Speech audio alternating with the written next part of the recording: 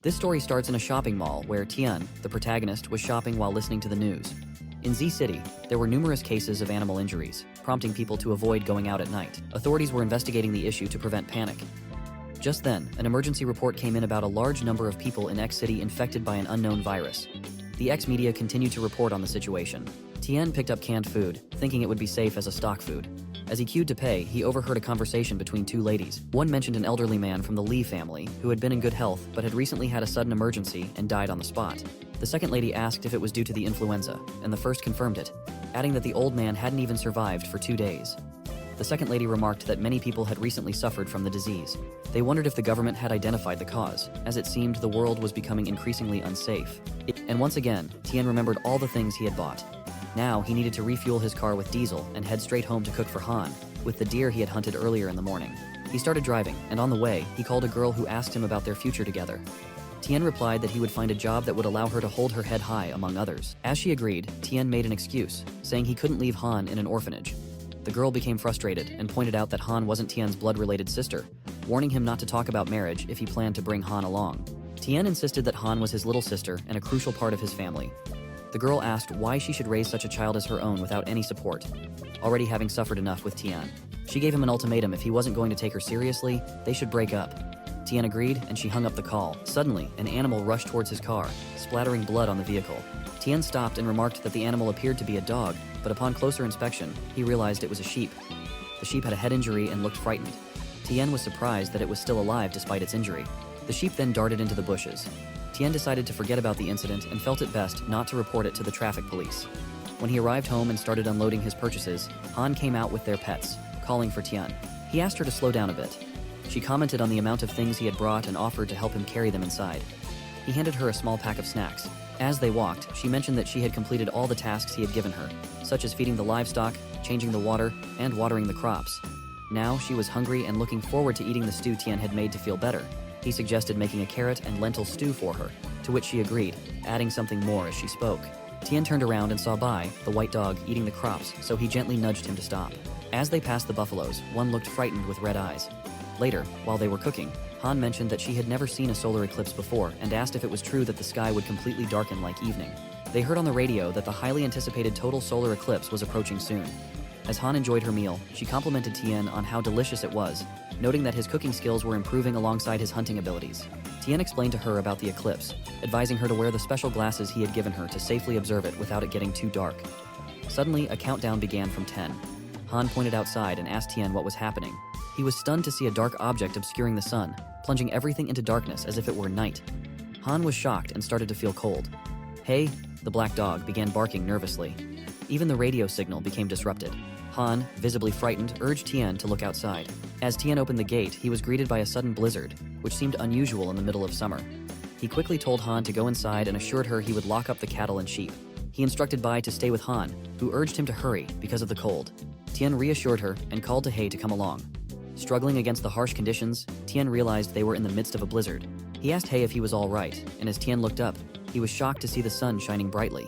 He remarked on how strange it was, questioning what could be causing these sudden weather changes. He began barking in a particular direction, drawing Tien's attention to a buffalo with red, intimidating eyes. Tien felt a surge of fear at the sight. As the cow rushed to attack Tran, He darted in to fend off the cow. Tien, evading its charge, hurriedly searched for his compound bow nearby and found it resting on a log. The cow flung He aside, prompting Tien to take aim. Though apprehensive, he fired several arrows at its head. Despite hitting their mark, the cow continued its relentless advance towards Tien. Shocked by its resilience, Tien sensed something was amiss and knew he needed more time. A warning flashed before him: 0 ammunition left, with 3 live targets within range. Disregarding the warning, he readied his bow, only to find it empty. The cow knocked him backwards. He pulled Tien towards the house, barking urgently. Tien glanced back, realizing that if the cow had mutated, perhaps Han wasn't safe inside either. Inside, Bai's eyes turned red as he growled at Han. Han wondered what was wrong with Bai. Bai lunged at her, but Tien intervened just in time, kicking Bai away. He lifted Han and assured her he would take her to a safe place, urging her to hide indoors where it was safer. Tien explained that Bai was now dangerous, emphasizing that she must trust him and stay inside. As he escorted her out, Tien checked the screen again and confirmed that the number of living beings had increased to 4. After securing Han in the safe house and instructing her not to leave, Tien hurriedly locked the door. As the number of living bodies increased, Bai attacked Tien from behind, but Tien managed to lock Han inside before turning to face Bai. He rushed to Tien's aid, earning praise from him. Tien instructed He to hold Bai off while he dealt with the cow that was still pursuing him. Grabbing an axe, Tien positioned himself near a tree. The cow charged, but Tien dodged, causing its horn to impale the tree and trap it in place.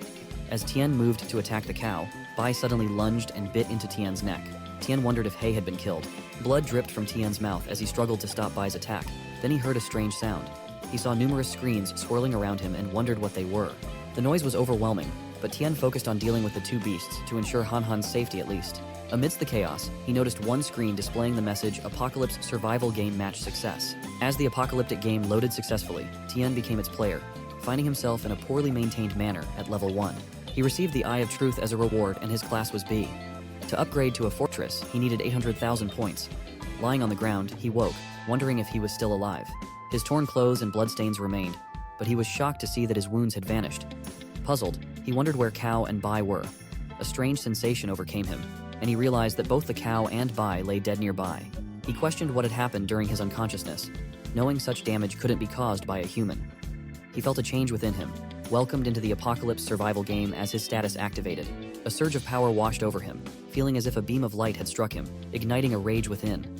Seeing the cow still alive, Tien leapt at it with his axe. He pushed aside thoughts of his recent experiences, pondering his newfound abilities, including wound healing and the strange explosion he had witnessed. As Tien processed the situation, it became increasingly clear that this was more than just a game. The system had fully loaded, and his shelter had been successfully established. Points had been allocated, beginners' rewards distributed, and players were urged to assess themselves. Tien wondered if this flood of information was directly implanted into his mind. He learned that the first phase of destruction had concluded, with the second phase scheduled to begin in 30 days. Natural disasters loomed, and the shelter stood as the last bastion of safety. Tien felt the weight of responsibility to not only survive, but also to fortify his shelter into the strongest fortress possible. The first phase had already poisoned the land humans relied upon for survival, leaving him anxious about what the second phase would bring. Examining Bai, Tien realized he had passed out. According to the information he gleaned, Bai and the others must have mutated after consuming radiation-contaminated plants. After securing Bai in a makeshift cage to prevent any harm, Tien tied him up tightly and turned his attention to checking on Han. Entering the safe house, he descended the stairs in darkness. Trying to switch on the lights, he discovered they hadn't been restored. His phone showed no signal, suggesting the communication system was also down, but the backup diesel generator provided some relief. Using the faint glow of a phoenix, Tien searched the room, wondering where Han was and why there was no movement. Spotting Han's legs, he hurried over and found her lying down. His system indicated that Han was sleeping peacefully. She woke at the sound of his approach and asked why he hadn't spread out the mattress instead of sleeping on the floor. She explained she had obediently waited for him, recalling a bright light and nothing more before asking if he was all right. He reassured her that everything was under control and there was no need to worry. Han inquired about Bai's whereabouts, to which Tien explained that Bai was injured and unavailable for the time being. He suggested she rest a while longer while he attended to matters. Han agreed and drifted back to sleep. As she slept, Tien pondered the absence of mutant domestic animals and wondered how this system differed from online games. Upon further investigation, he discovered a starting bonus that seemed somewhat familiar. However, it was disappointing as he had hoped for weapons or skills, but instead found that he needed another 999 points to start the game. Staring at the screen, he noticed a question mark in one corner and wondered about its significance. It appeared that the primary currency of this system was points, and he recalled the seed he had planted in the poisoned land. Realizing its high cost, he knew he couldn't afford it at the moment. He resolved to check the stockpile of supplies at home, knowing that those in direct contact with the ground had already been contaminated in various ways. As the network disconnected, Tien realized it might take some time to recover, and he doubted the situation outside was promising. Contemplating the polluted sources around him, he knew he had to address them soon. Looking outside, he opened a door in the safe house and found an array of guns neatly arranged. Starting the diesel generator, Tien loaded a pistol and placed a walkie-talkie near Han before leaving. Driving his car at high speed, he inadvertently attracted numerous mutated animals toward him and resolved to deal with them quickly. Suddenly, a military truck approached from behind, overtaking Tien and blocking his path. The truck's machine gun targeted Tien's car, threatening to open fire.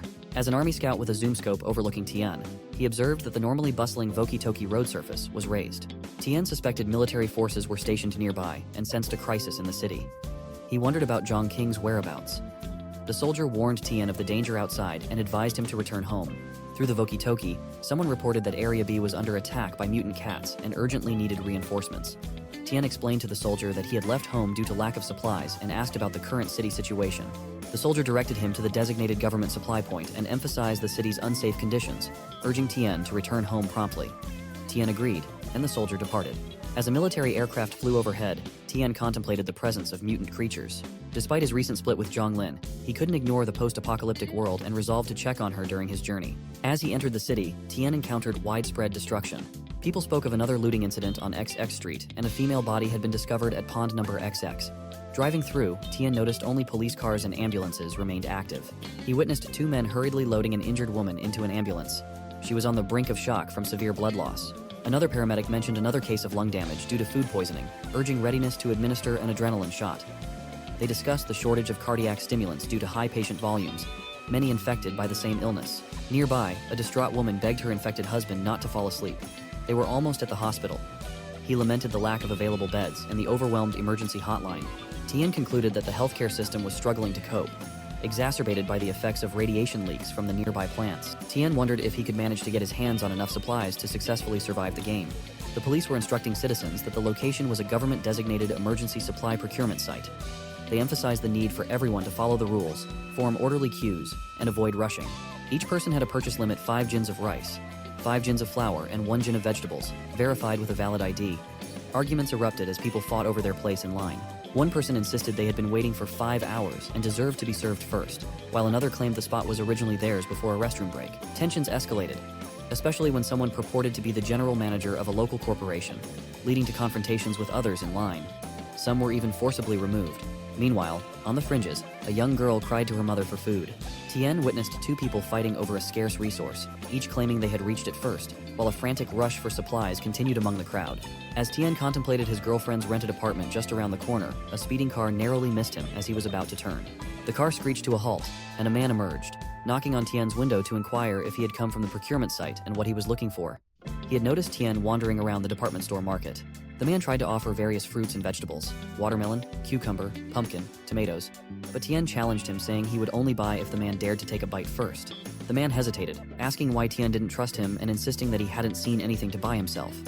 Tien, frustrated, told him to leave. The man questioned why Tien was being confrontational, asserting he was a law-abiding citizen. Tien then showed a gun, causing the man to recoil in fear, urging Tien to talk things out and emphasizing his compliance with the law. Tien sternly warned the man that if he caught him conducting such heartless business again, he wouldn't hesitate to shoot him with no repercussions. The man agreed nervously, retrieving his things and reflecting on the tough spot he found himself in. He quickly got into his car and left. Tien proceeded to his girlfriend's apartment building. Climbing the stairs, he arrived at Zhang's door and knocked, calling out to her. With no answer, he began to worry if she was even home. Retrieving the spare key from under the doormat, he unlocked the door and entered. Inside, Tien was shocked to find the typically neat room in disarray. Contaminated fruits and medicine boxes were scattered around. Among them, he recognized Tienrun's antibiotics, a product known for its terrible reputation from a local pharmaceutical company.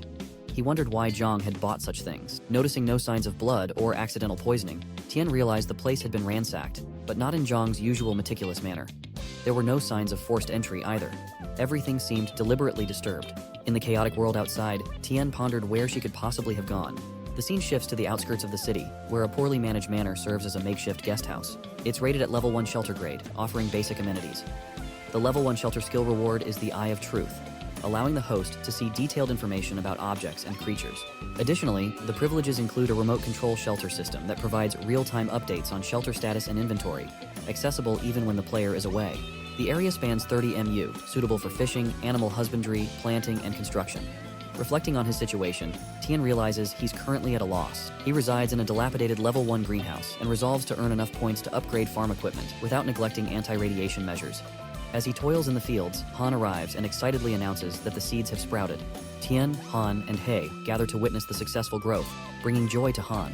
Tien observed on the screens that the tomato seeds had been successfully planted and would mature in 48 hours. He was pleased with the progress, noting that the anti-radiation grade seeds were performing as expected, maturing quickly. With more points, he and Han could certainly survive in the post-apocalyptic world. Han expressed her initial doubts about the seeds, thinking they had all withered, but she credited Tien for their success. Tien confidently remarked that he always found a way, reminding Han of the rules he had set for her to follow. She affirmed her understanding and vowed not to be underestimated. Han reiterated the rules: only consume food approved by Tien, not leave the farm without permission, report any unusual animals, and keep an eye on He to prevent him from eating indiscriminately. Tien instructed He to listen as well. Recognizing that the anti-radiation crops were ripe, Tien resolved to harvest them promptly. He discovered that the harvest was bountiful, especially with the radiation-resistant tomatoes proving to be nutritious. Long-term consumption promised to enhance overall health, with a storage life of 30 days. Tien pondered whether they could also improve physical fitness and eagerly tasted one. Instantly, he felt a comforting warmth spread throughout his body, alleviating the fatigue from days of hard work. In this food-scarce post-apocalyptic world, the upgraded crops not only provided sustenance, but also seemed to offer attribute bonuses. Tien mused over the idea of becoming a full-fledged farm owner within this system. Unlocking permissions, purchasing from the mall, and upgrading shelters all relied on accumulating points, which were obtained primarily through the exchange system. This system facilitated the recycling of crops, livestock meat, and minerals, each graded differently and priced accordingly, were the supreme god tier. Exchanged for the highest points, these were top-tier crops, god-tier powerful crops that fetched significant points. Ancient medical grade specialized crops known for their medicinal properties. Anti-radiation grade crops specifically designed to thrive in radiation-affected environments. Tien realized that mastering this exchange system would be crucial for their survival and growth in the harsh new world they found themselves in. Tien learned about the point system for different grades of crops were Level 1, anti-radiation grade crops 1 kg or year 1 point. Level 2, ancient medical grade crops 1 kg or year 100 points. Level 3, god tier powerful crops 1 kg or year 1000 points. Level 4, supreme god tier enhanced crops 1 kg or year 100,000 points. This exchange system provided a comprehensive service from supply and sales to recycling, making it a vital tool for transforming the farm into a top-tier military base if enough points were accumulated. Tien eagerly anticipated this transformation. Reflecting on the anti-radiation grade crops, Tien considered the potential of the 3 higher grades, each promising even more significant effects. Excited, he decided to inspect the harvest of the ancient medicinal grade crops. Observing the carrots, he confirmed their 10% maturity rate as expected for ancient medicinal grade crops. Further investigation revealed that these carrots were at 100% maturity.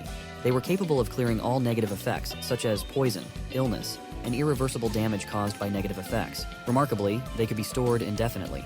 Tien recognized the immense potential these crops held for their survival and future endeavors in the challenging world they now navigated. Tien marveled at the newfound security of having the ancient medicinal grade crops, knowing they no longer needed to worry about medical treatment. Turning his attention to the recycling interface, he decided to sell 70% of the harvested crops for points and kept the remaining 30% as reserves in his backpack. Confirming the recycling of 200 kilos of radiation-resistant crops, Tien received 2,000 points and found that 3 ancient medicinal grade crops were stored in the warehouse. Pleased with the outcome, he now had 30 gins of anti-radiation grade crops safely stored. To his surprise, Tien was congratulated for completing his first recycling task and achieved the title of Master of Recycling, earning a reward, a smart-working robot of the agricultural type. As the robot appeared in his palm and waved, Tien couldn't help but feel skeptical about its usefulness, given its small size.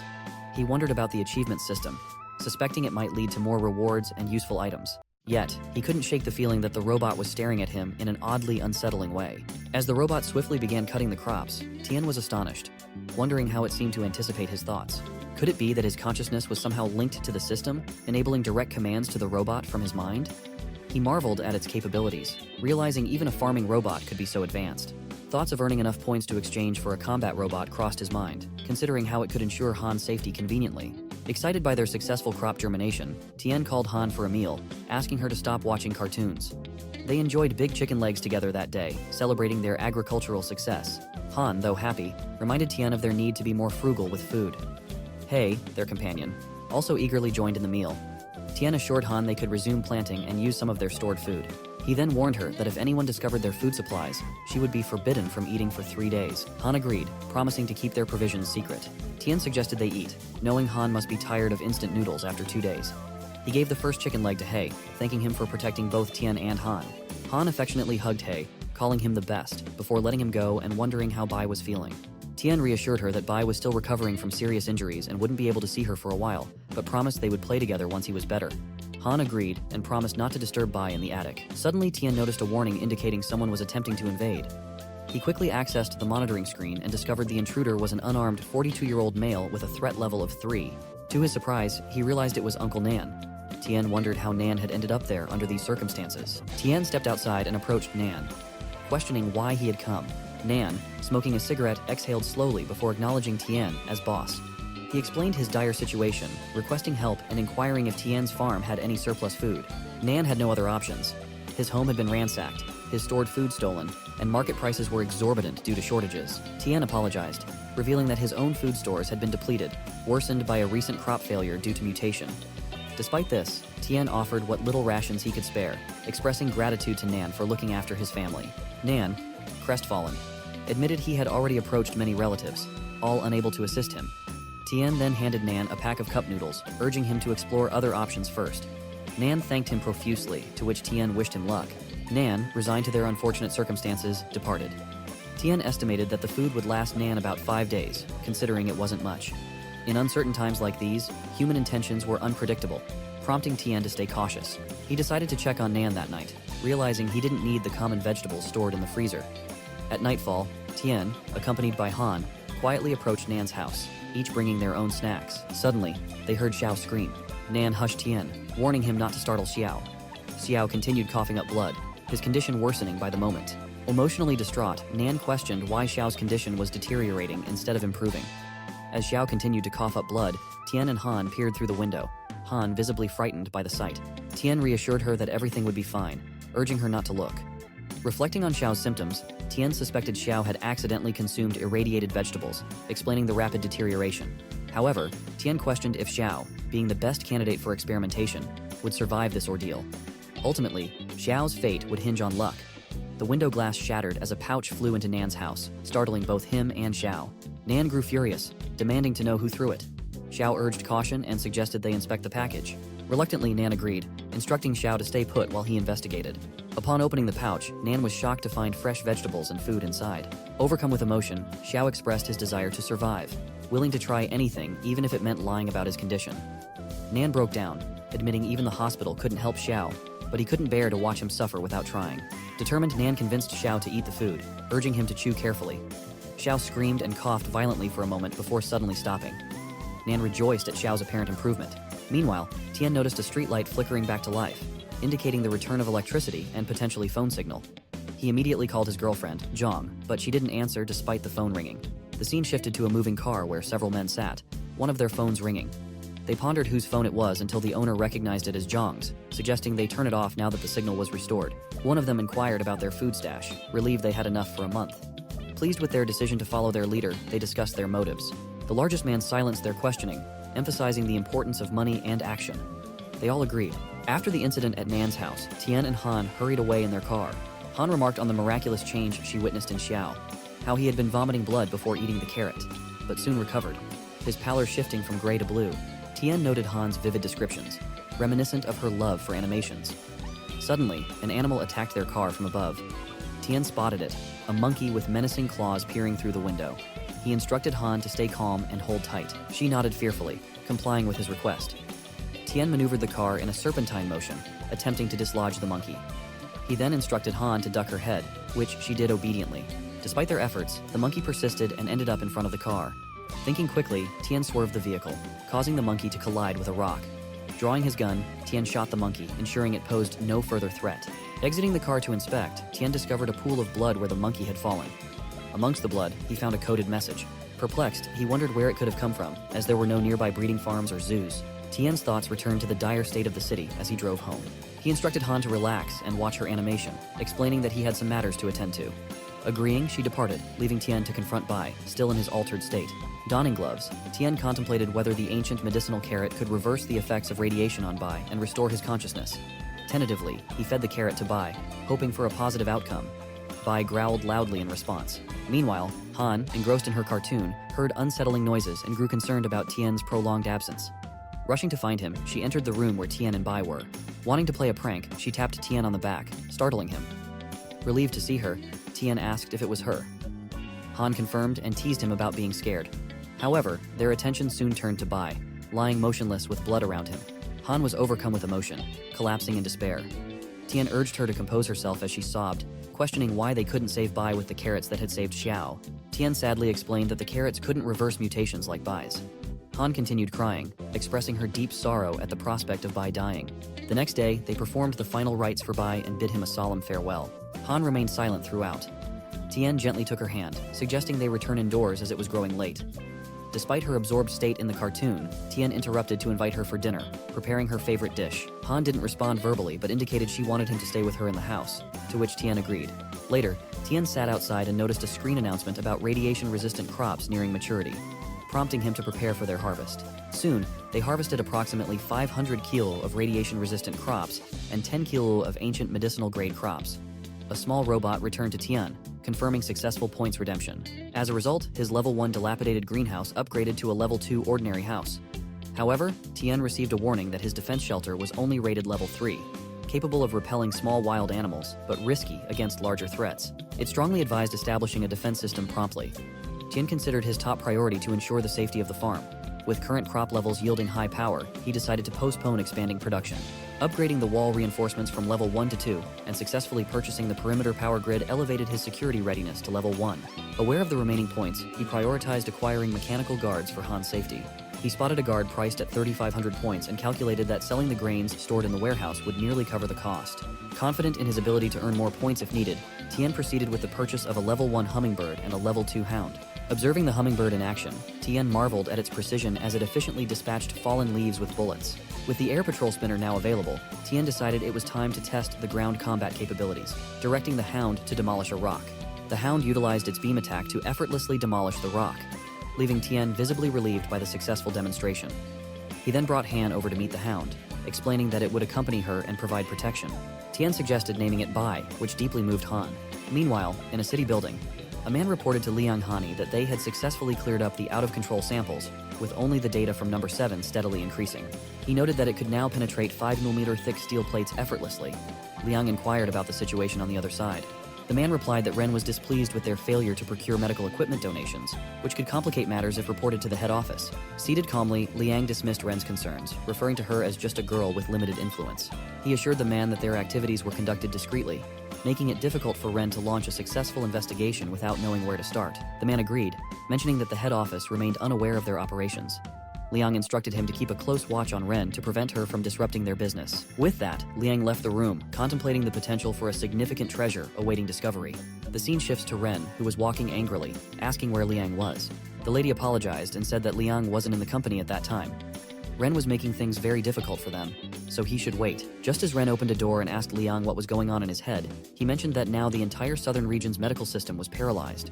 As a medical company, Liang should lead his staff to actively cooperate with the hospital, donate equipment and medicines, instead of being busy with animal experiments. Liang replied that it was the general manager's office and it wasn't appropriate for her to barge in like that. He was a businessman, and his purpose was to profit from everything. He didn't believe that day's medical treatments could do anything for that worldwide disease. Ren asked what disease it was. Liang replied that she was also a shareholder in the company and enjoyed dividends. Could she imagine how rewarding it would be if they could develop a solution?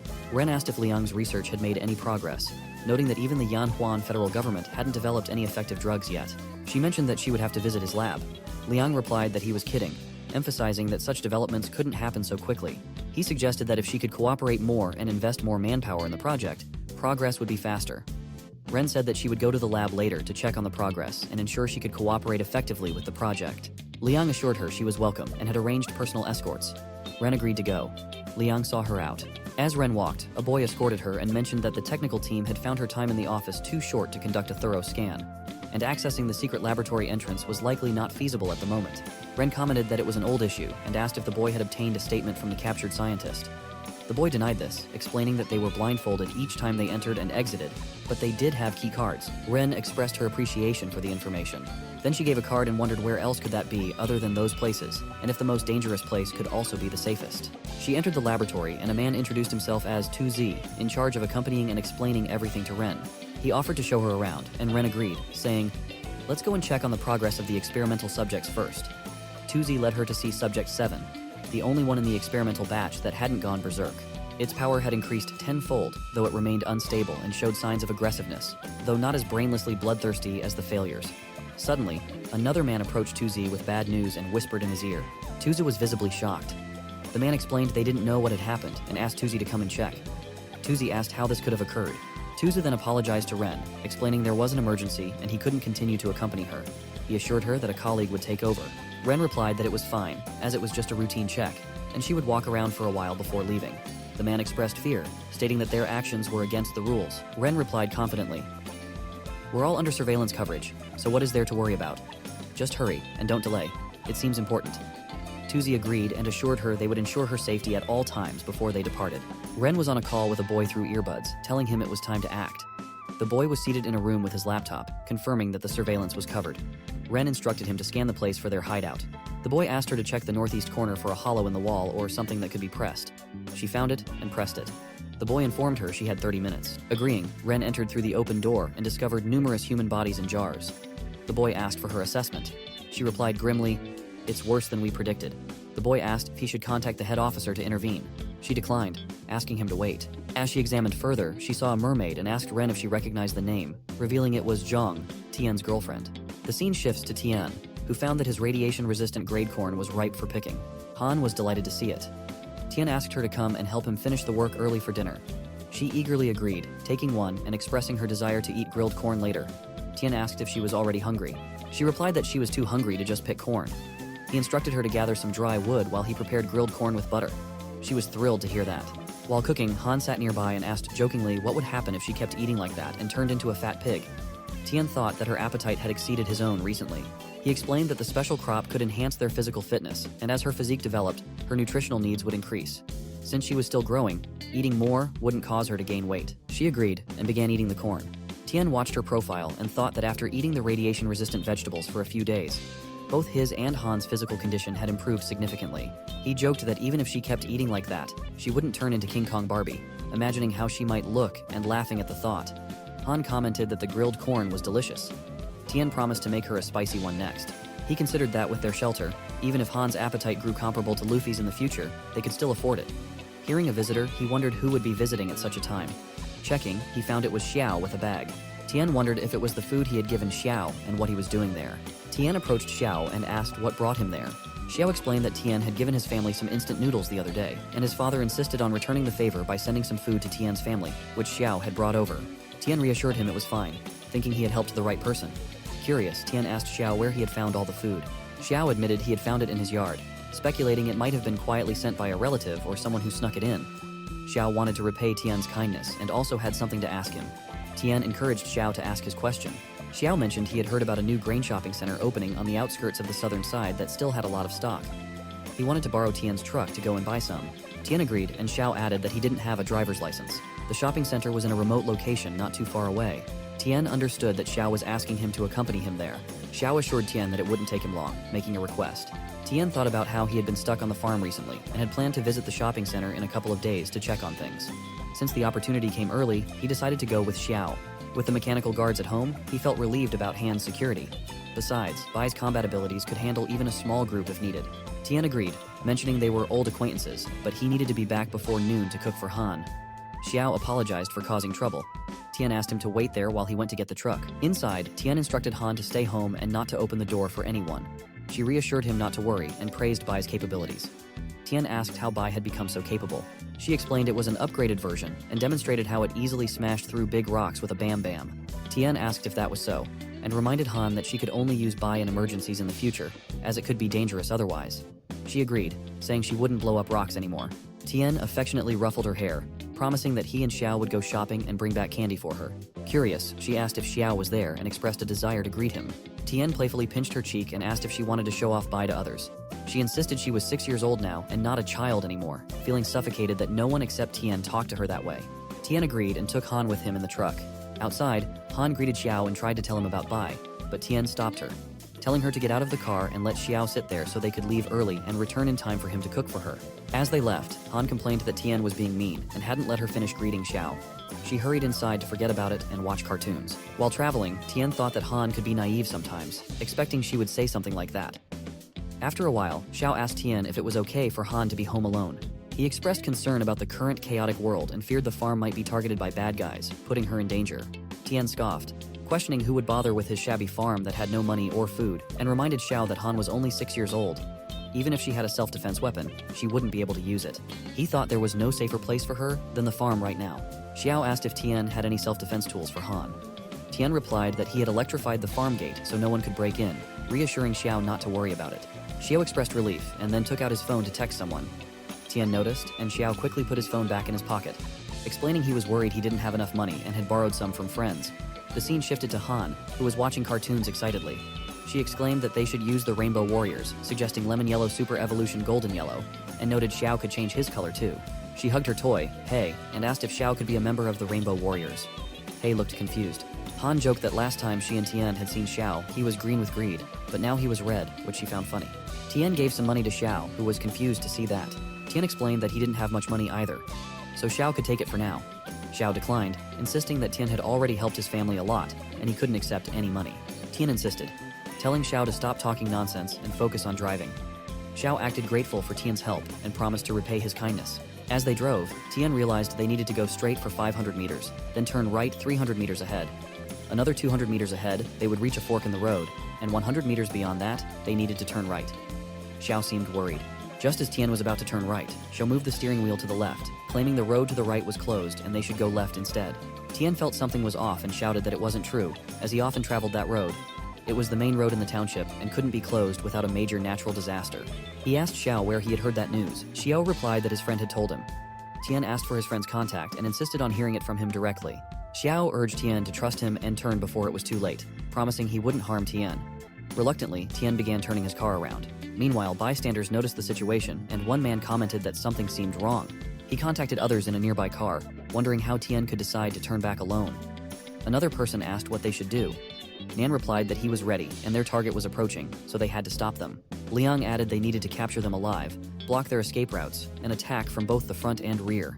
He sarcastically remarked about seeing if they could grow wings and fly away that day, before asking for updates. Xiao then apologized to Tien, admitting that he had betrayed him and it was all his fault. He tearfully explained that there was nothing he could do, as some people took his father away. Tien asked him to calm down and explain who those people were and what they wanted. Xiao, crying, told Tien that they were from Tianrun and knew Tien had the antidote for the poisoning. They had coerced Xiao into luring Tien away from the farm so they could capture Han and force Tien to submit. Tien exclaimed that Han was only 6 years old and they intended to kidnap a child.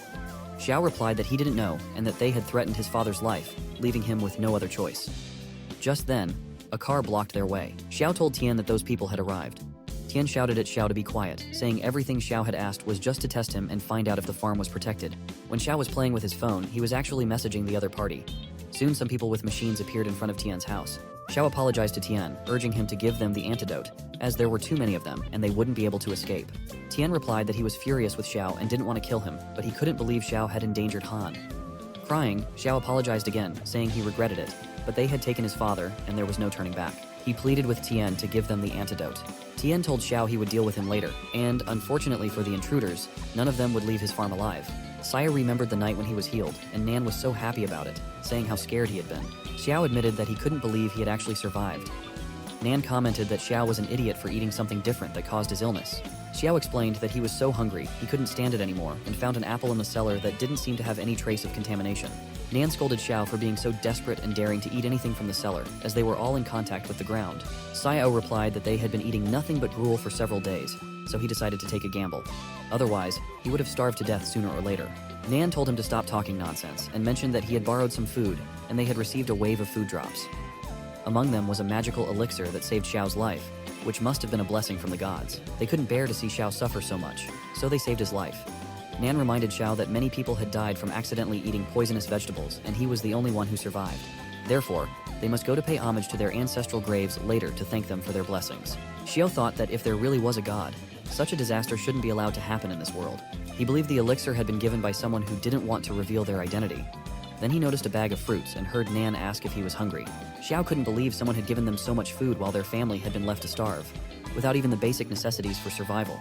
Nan reassured him that they had received all this food and that he was going to get something for Xiao to eat, emphasizing that Xiao was still recovering from a serious illness and needed to recover well. Suddenly, Xiao remembered something and got up to go outside. Nan asked where he was going. Xiao replied that he would be back in a while. Nan insisted that Xiao wasn't fully recovered and needed to rest. Xiao asked to be left alone and then went to someone's home and knocked on the door. The boy inside replied, telling him to stop knocking rapidly and demanded to know who was there. When Miao opened the door, he was shocked to see Xiao covered in blood. Miao asked what Xiao wanted. Sai replied that his home had been robbed and he just wanted to check the surveillance video. Miao asked what that was. Xiao showed him the camera and said it was a 360-degree unplugged wireless monitor. Miao agreed. Xiao asked to check who had beaten him up because he needed to find them. Miao agreed but told him to hurry because it was his sleep time. As Xiao went to check, he thought the camera happened to have the perfect angle for his alleyway and wondered who the person would be. Then he saw a truck and recognized its owner by the license plate. He then returned home. Nan asked what he had been doing. Xiao replied that he had found out who saved his life. Nan asked who it was. Xiao said it was Tien. He had checked the CCTV and found that Tien's arrival and departure times matched the time of Xiao's rescue. Nan said that Tien was a good person who not only gave them food, but also saved Xiao's life.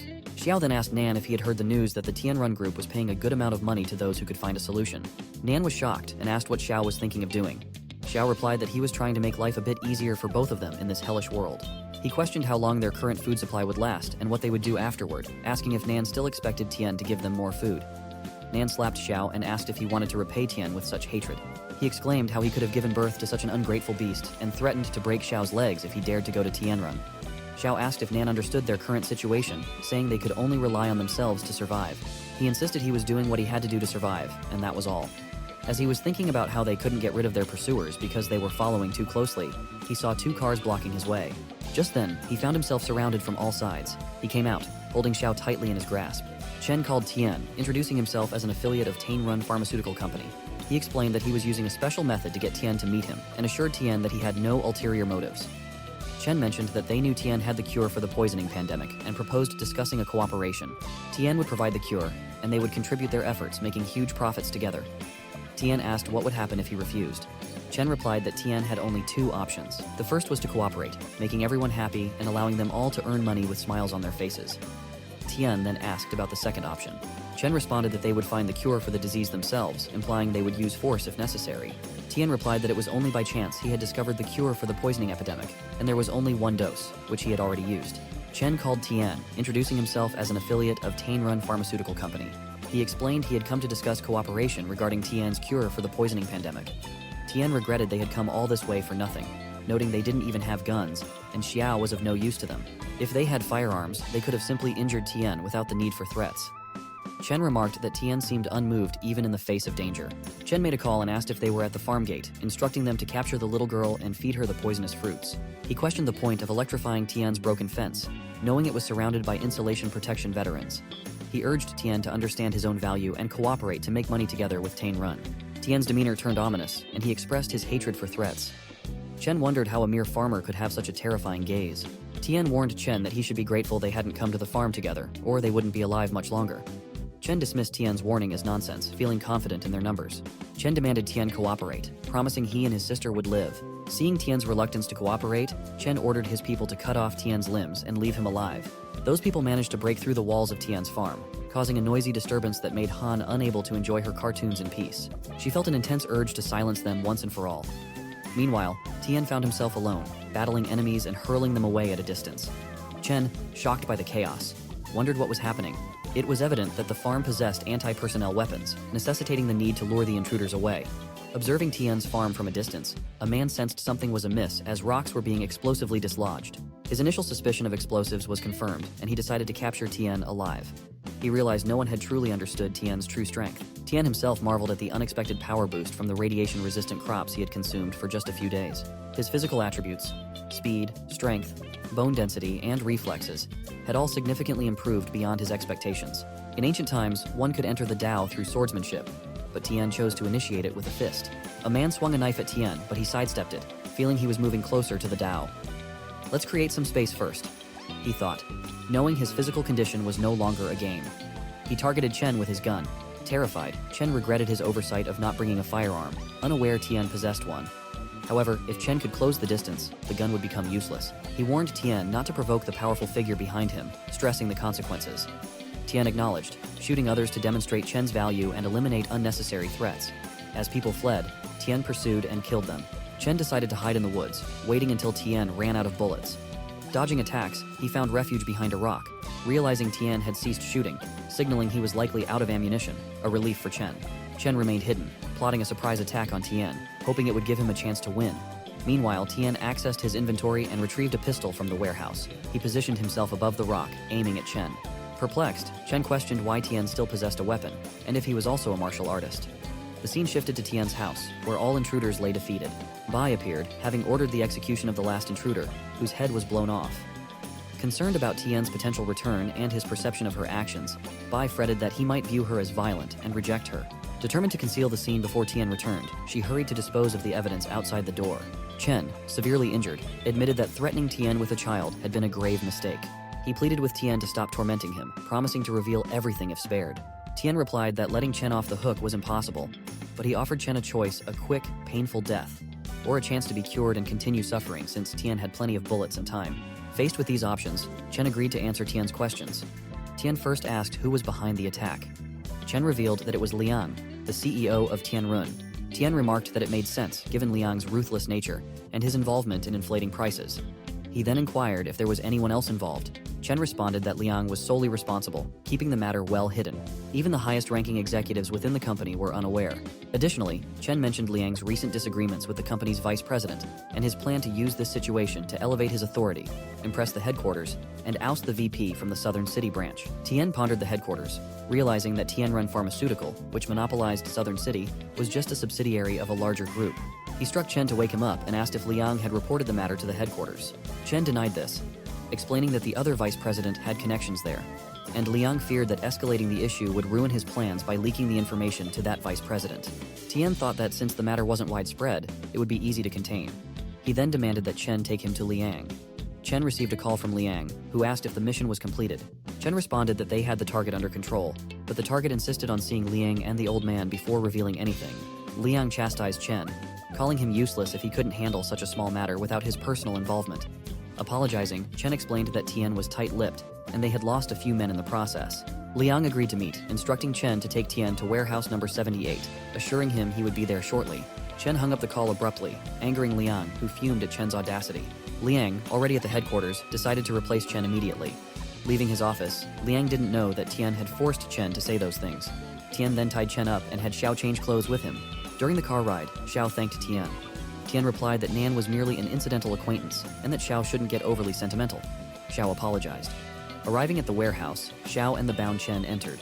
Liang, accompanied by 2 men and a tied-up Nan, awaited them. Liang asked why only they had come and where Nan's son was. Xiao explained that the messenger had been knocked out and left in the car, and Chen had a stomachache, so he went to the restroom.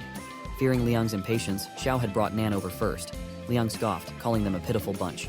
He laughed, pointing out Nan's beaten condition, and remarked that he must not have struck hard enough before. He demanded Nan speak up, promising to set him free. Nan thought it best to stay silent, knowing Liang wouldn't leave any of them alive. Nan tried to speak, but his mouth was gagged, making it impossible. Infuriated, Liang called Nan a dog and demanded to know why he was barking before kicking him. Xiao stared at Liang, trembling.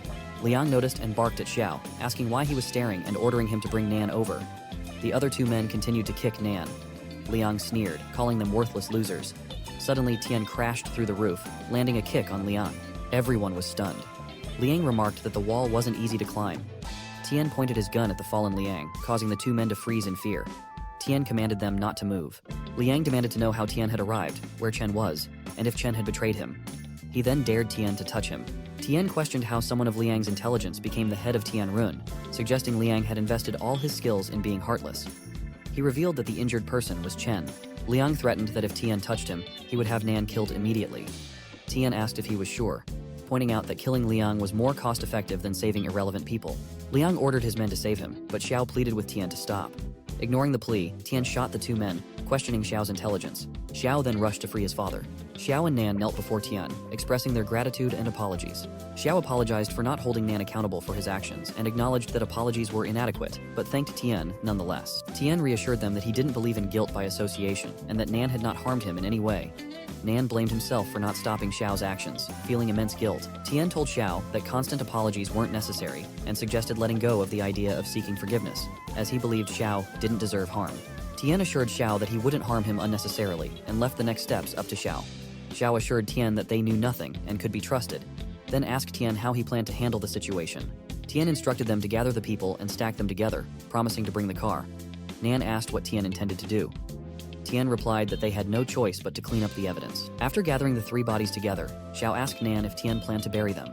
Nan nodded, pulling Chen aside and agreeing that it wasn't safe to leave them exposed in the middle of nowhere. As Nan reached out to move Chen unexpectedly attacked him with a broken piece of mirror. Nan managed to dodge the blow, surprised by Chen's agility. Xiao was shocked by the sudden violence. Chen explained that he was at a dead end and had nothing to lose by taking someone down with him. He swung the broken mirror at Nan, but Xiao intervened and took the blow himself. Nan was stunned by Xiao's sacrifice. Just then, Tien arrived in the car and struck Chen with it. Xiao screamed in pain and collapsed. Nan began to cry, admitting to Tien that Xiao was right about him being useless and not daring to be good or bad. He blamed himself for putting his father in danger due to his selfish desires. Nan accepted that Xiao deserved what happened and wished to give his life back to him, finally finding peace. He asked Tien to thank Han for him, mentioning that the candies for Han's food that night were from him, knowing they were something a child would appreciate. With his last breath, Xiao passed away. Nan was overwhelmed with grief. After a while, he and Tien set fire to the warehouse and left the scene. The scene shifted to Ren in her office, calmly sipping tea as someone rushed in, clearly agitated. She instructed them to calm down and explained slowly. After composing themselves, the person informed Ren that something significant had occurred. Ren asked what had happened, and they hesitantly revealed that Liang had died. Ren swiftly examined the bodies and asked the doctor if they had confirmed their identities. The doctor confirmed through DNA extracted from dental pulp that the bodies were indeed Liang and Chen. However, the genetic database had no matches for the other bodies, and no missing persons reports matched them. Due to insufficient police resources, further investigation to confirm their identities was not possible. Ren dismissed the importance of confirming identities and instead inquired whether the deaths were accidental or deliberate. The doctor determined they were murders. Several bodies had bullet fragments, indicating they were shot before being stacked and set on fire in a car. Some showed signs of torture. Inspecting one of the bodies, Ren concluded that whoever had done this was dealing with a ruthless character. She pondered whether the attack targeted Liang personally or Tianrun Corporation. If the former, she planned to celebrate with 2 bottles of red wine that night. If the latter, these people were now her enemies. Tien purchased a small bomb and asked Nan if he truly wanted to seek revenge. Nan agreed, declaring he was willing to risk his life for it. Tien then handed the bomb to Nan, explaining that he had taken care of the traces that could be handled, but couldn't guarantee that Tianrun wouldn't find any clues pointing to him. This was a reminder not to let what happened to Xiao occur again. Nan reassured Tien, promising to ensure the bomb exploded as intended without worry. Tien then confided all the secrets to Nan and returned home with him, calling Han to ask what she was doing there. Nan was bewildered to see Han unfazed by everything, including a robot dog in the house. Outside, Han had arranged a crane and a small sand mound to conceal the bodies. She realized Tien and Nan had returned, denying any wrongdoing and claiming she was only playing a digging game and hadn't set anything off. Tien reprimanded her, having seen everything she had done, prompting her to admit she lied because she feared he would hate her if he discovered her violent actions, worrying he might not want her anymore. He asked how he could ever not want her. She explained that it was because she had killed people. Nan wondered if that was the reason. Tien reassured Han, telling her that no matter what mistakes she had made, he would stand by her side and bear them together. He emphasized that from beginning to end, she was the most important person in his family, and he was delighted that she knew how to protect herself. He encouraged her to just be herself and assured her that he would guide her, so she shouldn't feel burdened. He praised her for dealing with those who had malicious intentions and preventing them from harming others. Han then declared that she would retaliate against those who tried to bully Tien. Nan reflected that the world was changing too quickly, and he needed to adapt. Han then confided everything to Tien, who confirmed if she was saying that she saw those people wearing red and that this made her hate them. She ordered Bai to eliminate them, and Bai agreed, mentioning how those individuals had knocked down the gate and disturbed her while watching cartoons, a color she found unsettling. Tien asked if others also had colors. Han confirmed, describing Tien with a calming blue, Hei with an approachable green, and Xiao also associated with the unsettling red color. She mentioned that Nan's color was gray with a hint of green, and she had also noticed that some passersby were gray too. Tien wondered what the people emitting the red color had in common, suspecting they all harbored ill intentions towards Han. He asked if, besides seeing different colors, she had noticed any words or letters around them. He wondered if Han was also a player. She denied seeing any words or letters. He asked when she started seeing colors on people. She replied it had been about a week ago. Tien speculated that her ability had emerged only after the start of the destruction season, confirming that Han hadn't seen the system and thus wasn't a player. Thinking about this, he pinched her cheeks, a habit of his when contemplating a problem. Tien believed it was likely an evolution after eating radiation-resistant vegetables. He smiled, and she jokingly commented on how scary he could be. He expressed his happiness. Tien considered that if that were the case, the crops provided by the food system didn't have the same side effects as the radiative crops, but the likelihood of mutation was higher. They had both eaten radiation-resistant food for only a few days, yet their physical functions had improved significantly. Han had also evolved the ability to perceive others' emotions, akin to a proximity program or humanoid reconnaissance device.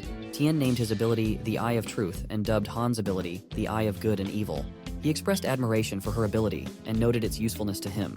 When she asked if she would be able to help him in the future, he agreed, affirming that if she saw someone emitting red color in the future, she should inform him as she was his strongest assistant. As he gently touched her, she became happy. He then asked if she was hungry and offered to cook for her. Later, he prepared all the food and the three of them sat down together to eat. Tien told Han that from now on, Nan would also live with them and help with the farm work. Nan mentioned he didn't fully understand the situation, but would do as Tien instructed. Han was delighted to hear this and asked where Nan would live. Nan replied that he would build a thatched hut near the gate to live in and keep watch over it. Han then asked what would happen to Xiao now that Nan was living with them. Nan explained that Xiao had gone to another world to atone for his sins. Han remarked that it seemed those who emitted red light and wanted to bully Tien wouldn't live long. She vowed that anyone who dared to bully Tien or He would face Bai's retaliation. Tien praised Han for her intelligence and suggested she focus on her meal. Nan thought that things couldn't get any more intense than they were now. Furthermore, his hands were already stained with blood, but now he didn't have to worry. As long as he could help his son get revenge, he was willing to be Tien's watchdog. The scene shifts to a man watching a press conference.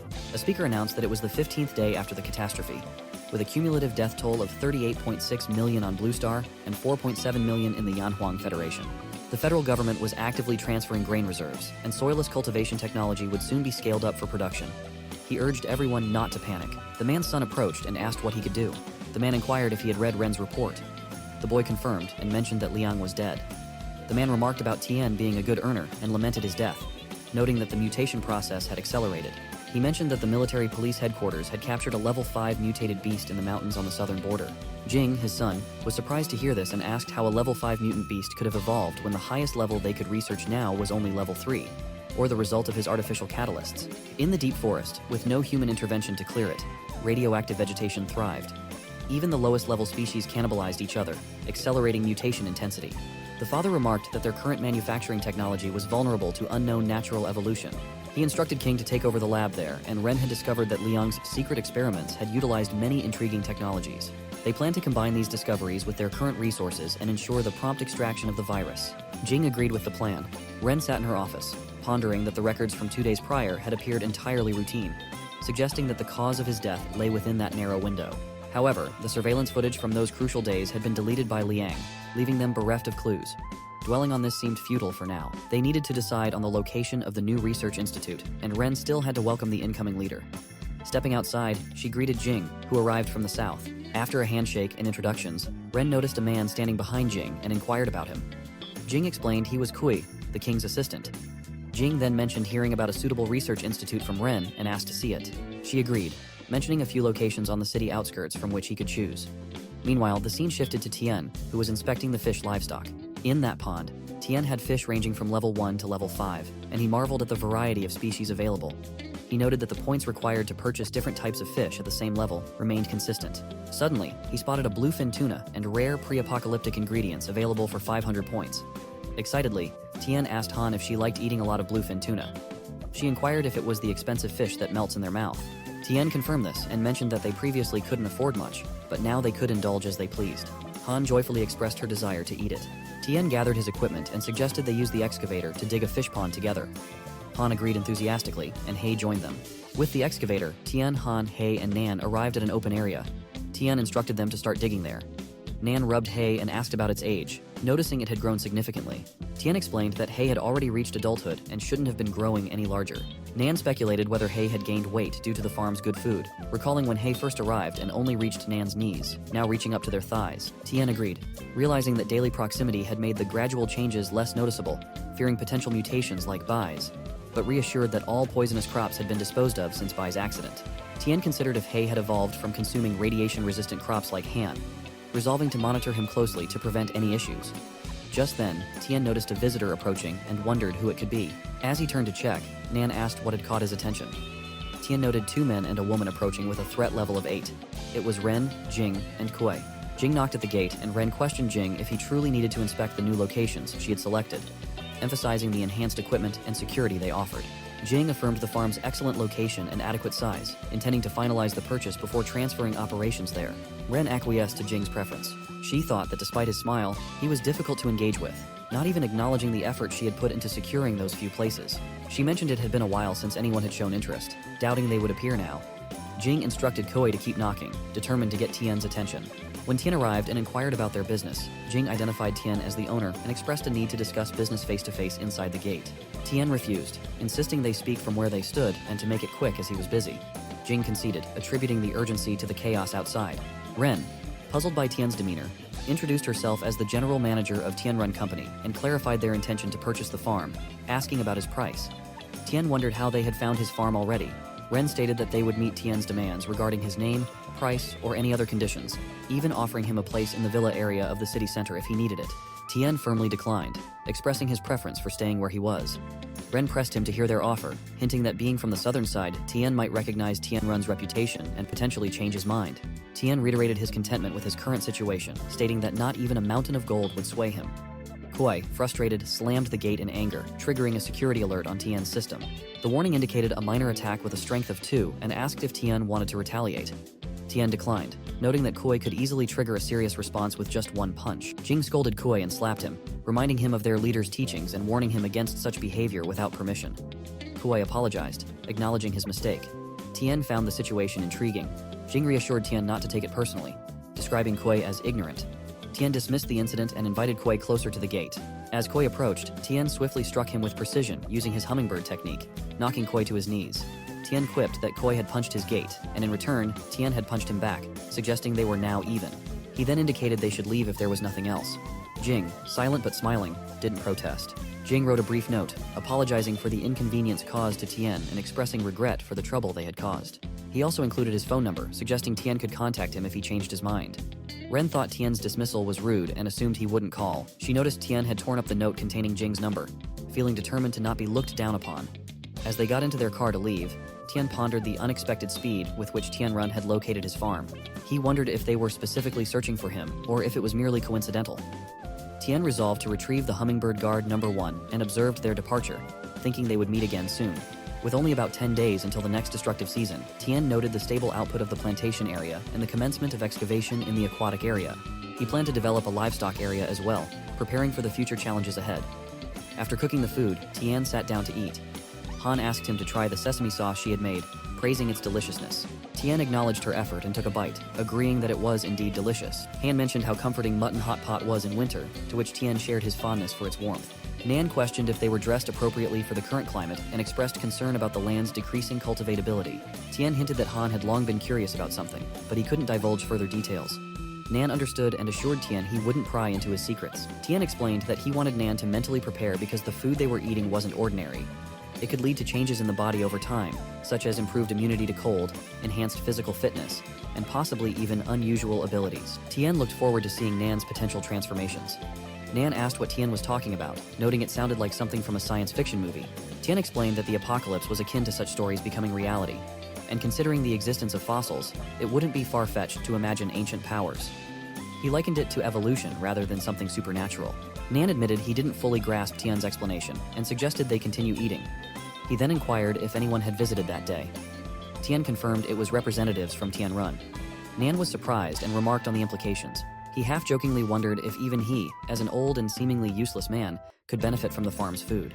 Tien agreed, advising Nan to rest early while he went out for errands. Tien searched for the location of hummingbird number 1 and discovered it was in the Harmony Villa district. Meanwhile, the scene shifted to Ren, who brought Jing and Kuei to her house. She assured them they could stay the night and promised to arrange accommodations for them the next day. Jing thanked her, expressing concern about the trouble. Ren informed Jing and Kuei that they would be staying downstairs in one of the 4 available rooms, allowing them to choose whichever they preferred. She promised to have dinner prepared and delivered to their rooms. Jing agreed with her arrangements and headed upstairs, urging Ren to rest early as well. Meanwhile, the small hummingbird from Tien's possession hovered around Ren, which annoyed her. She wondered aloud why there were mosquitoes in such cold weather. After taking a bath, Ren felt her face looked exhausted from the long day.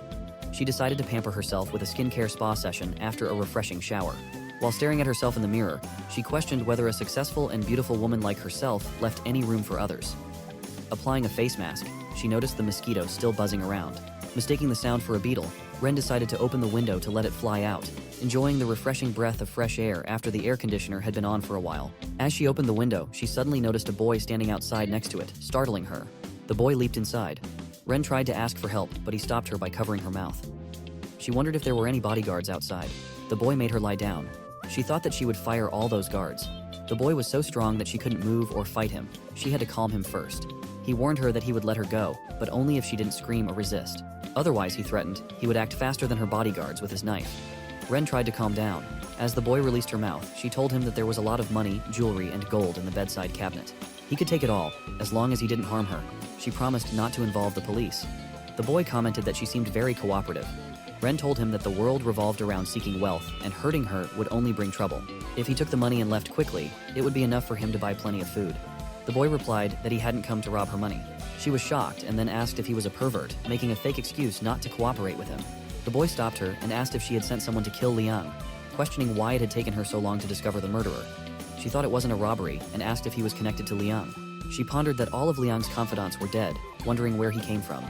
The boy replied that Liang had done him a favor and now he sought revenge. He had heard that Ren was investigating Liang's death and asked her to share all the information she had, as he wanted to investigate too. She realized the boy had come to voice his accusation. She explained that she and the police were investigating Liang's death, but the clues were limited and there was no way to pinpoint the real culprit so quickly. The boy said she had taken over Liang's position after his death, suggesting she might be responsible. She was shocked, realizing she had no evidence and had made many enemies in the southern side. It seemed natural for someone to take advantage of the chaos and exact revenge on Liang so tragically killed.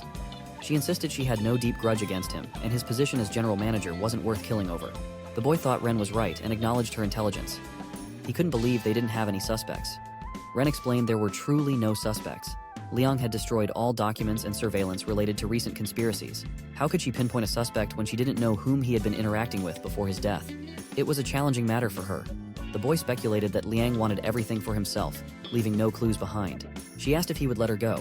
Just as he heard footsteps, the boy swiftly struck Ren's neck, causing her to collapse.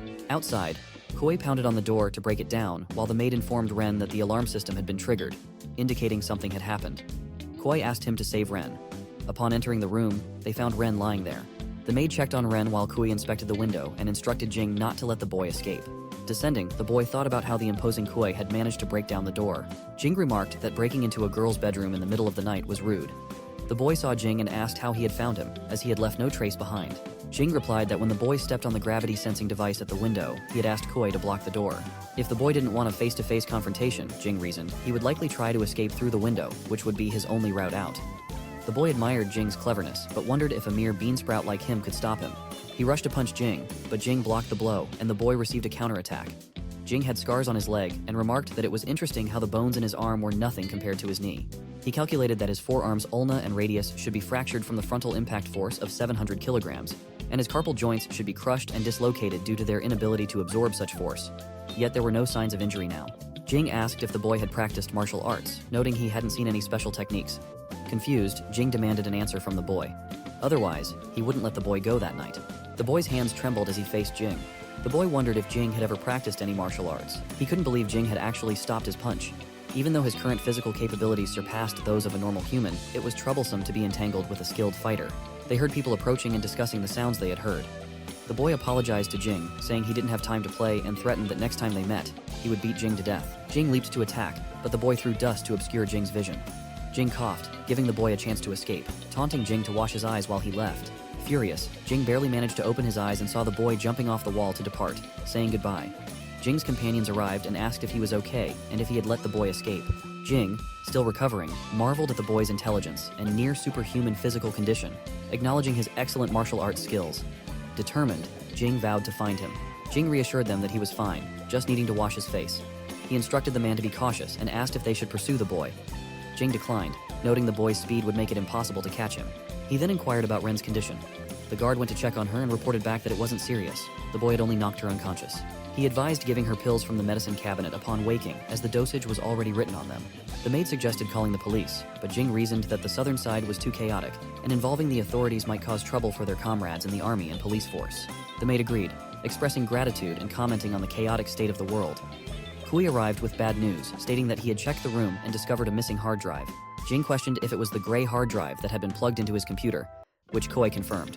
The third boy was Tien, who returned home thinking that disconnecting the network cable would ensure no problems. He wanted to understand what Tien-run company truly intended. Plugging the hard drive into his laptop, he discovered experimental files and wondered if Jing was a researcher.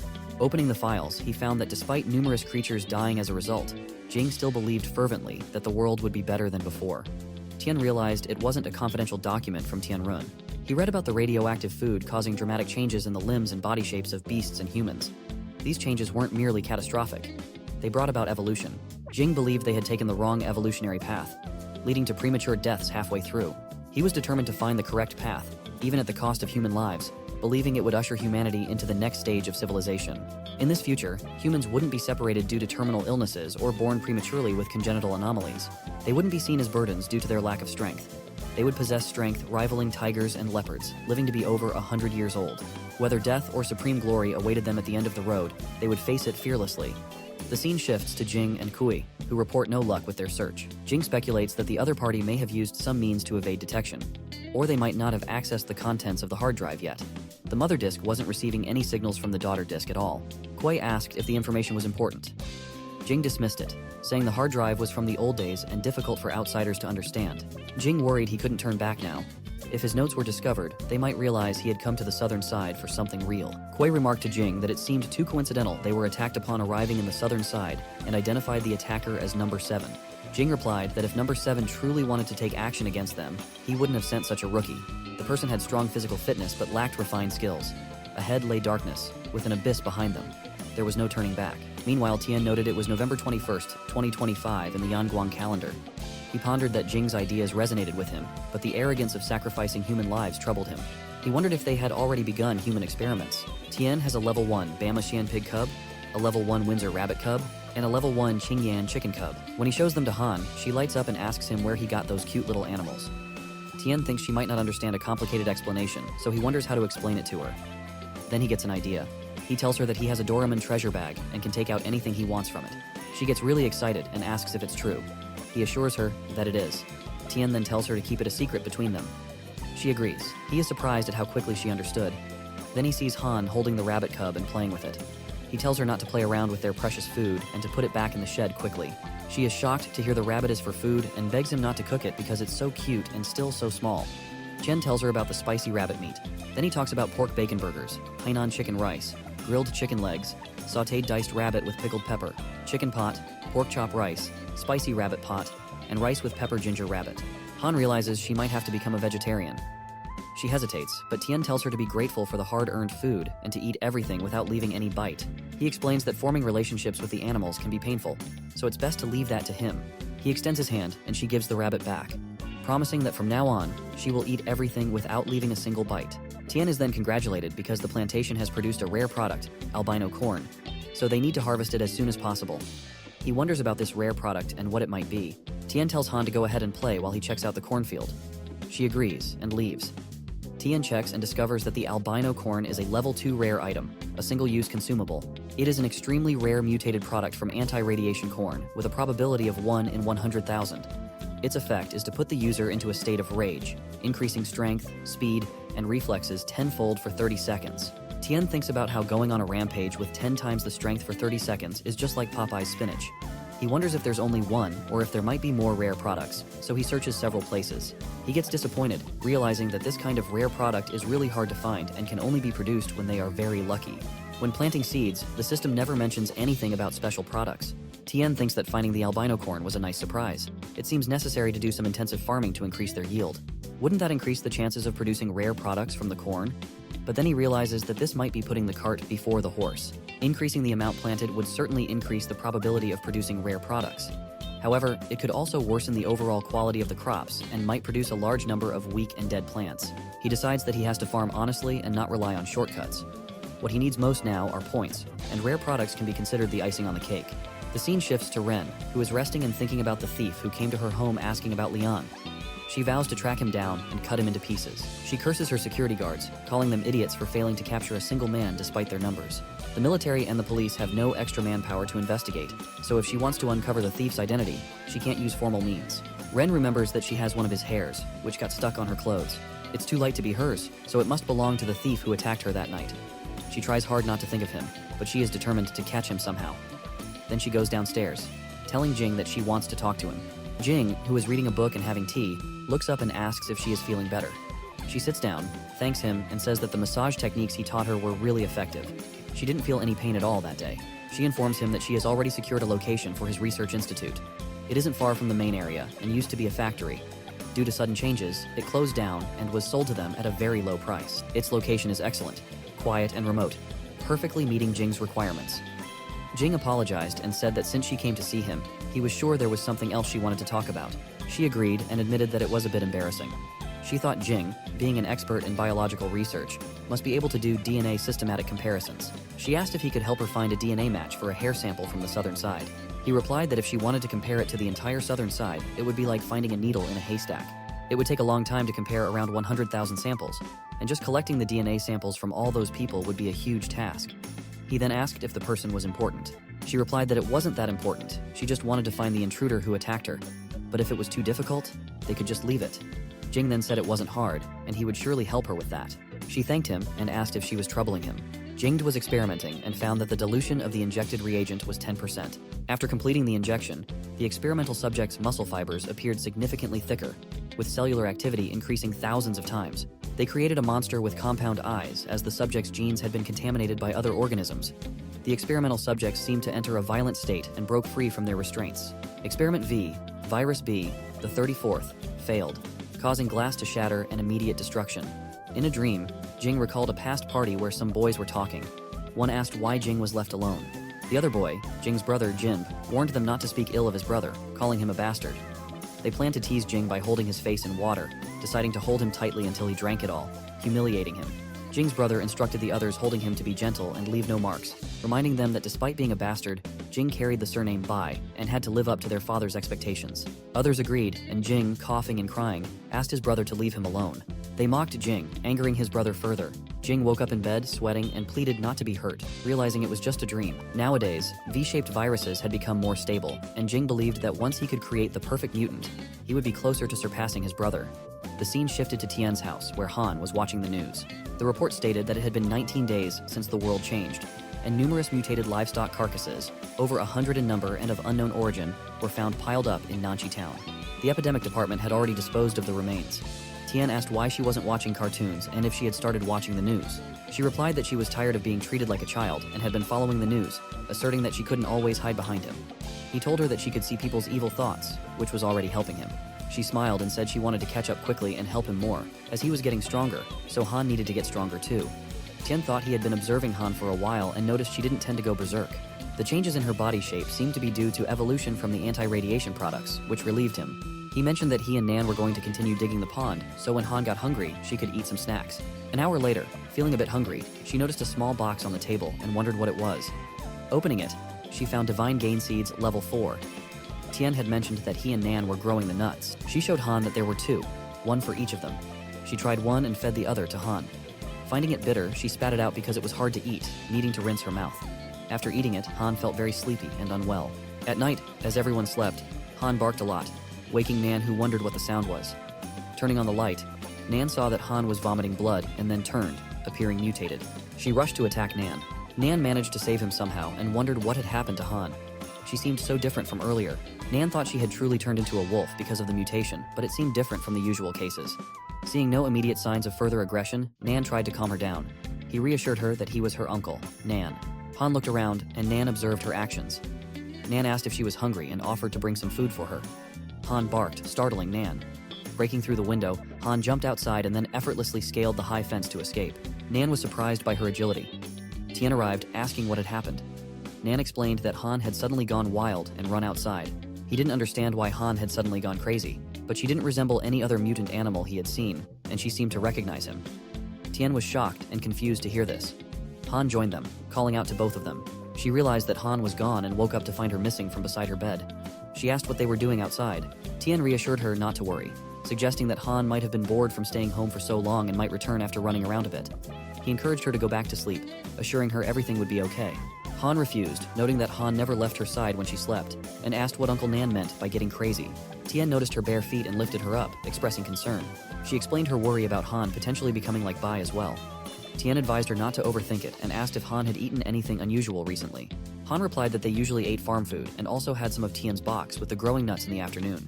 Tien wondered if she meant the level 4 divine grain seeds and speculated that Han might have evolved. He questioned why she had become agitated, and then asked his system if consuming the level 4 grain seeds could have side effects causing loss of control. Finding that the system wasn't responding, Tien grew concerned. Tien told Han that he would go and bring Han back, asking her to be good and return to bed with Grandpa Nan. She insisted that he had to bring Han back. Tien reassured her not to worry, promising to bring Han back safely because she was family. Han kept running and felt increasingly hot. Something was happening to her eyes. She thought about biting the throats of all living creatures but knew she couldn't harm humans, or she wouldn't be able to return to her master. A woman in an overcoat recognized Han as a sacred animal from the Oracle and felt compelled to bring her back, believing it would please God. Tien searched on his bike for Han, while his patrol mosquitoes reported they hadn't found her yet. He realized Han must have left the area and needed to find her quickly. If the military police found Han, they would likely kill her. Then the woman approached Tien, having seen Han, and asked if he was looking for the black wolf dog and if she belonged to him. Tien asked if she had seen where Han went. The woman asked if he knew the truth behind the apocalypse. Confused and focused on finding Han, Tien insisted she just tell him where the dog went and that he wasn't interested in anything else. The lady explained that the disasters were punishment for humanity's sins, and the apocalypse wouldn't end until all humans were extinct. She suggested that Tien could save himself by joining their self-help society and making a sincere confession to God for a chance at survival. Tien wondered if this was some kind of new missionary scam. He then asked if there were any conditions for joining that society. She replied that their self-help society had a hierarchy of membership for all beings, with different levels requiring varying membership fees ranging from 3 to 300,000 units. The higher the level, the closer one was believed to be to God, and the greater the chance of salvation. However, since Tien was the master of the sacred animals, she suggested he could simply bring that animal to join the club.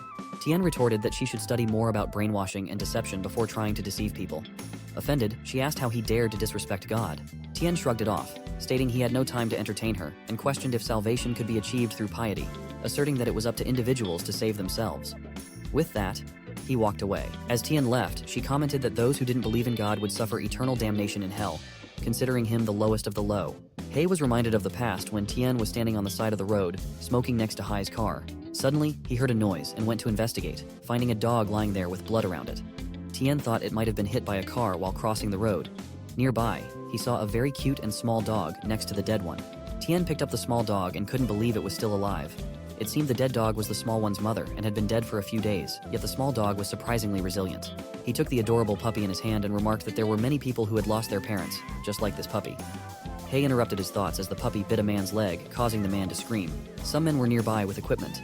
One of them suggested shaking things up, saying Xiao Wu wouldn't be able to hold on much longer. Jing arrived and asked how the mutated beasts got in. The man explained that Xiao Wu had become addicted to smoking and had gone into the woods to smoke. He flicked his cigarette butt at the beast, causing it to become violent and attack him. Jing asked how they dared to let such a thing happen.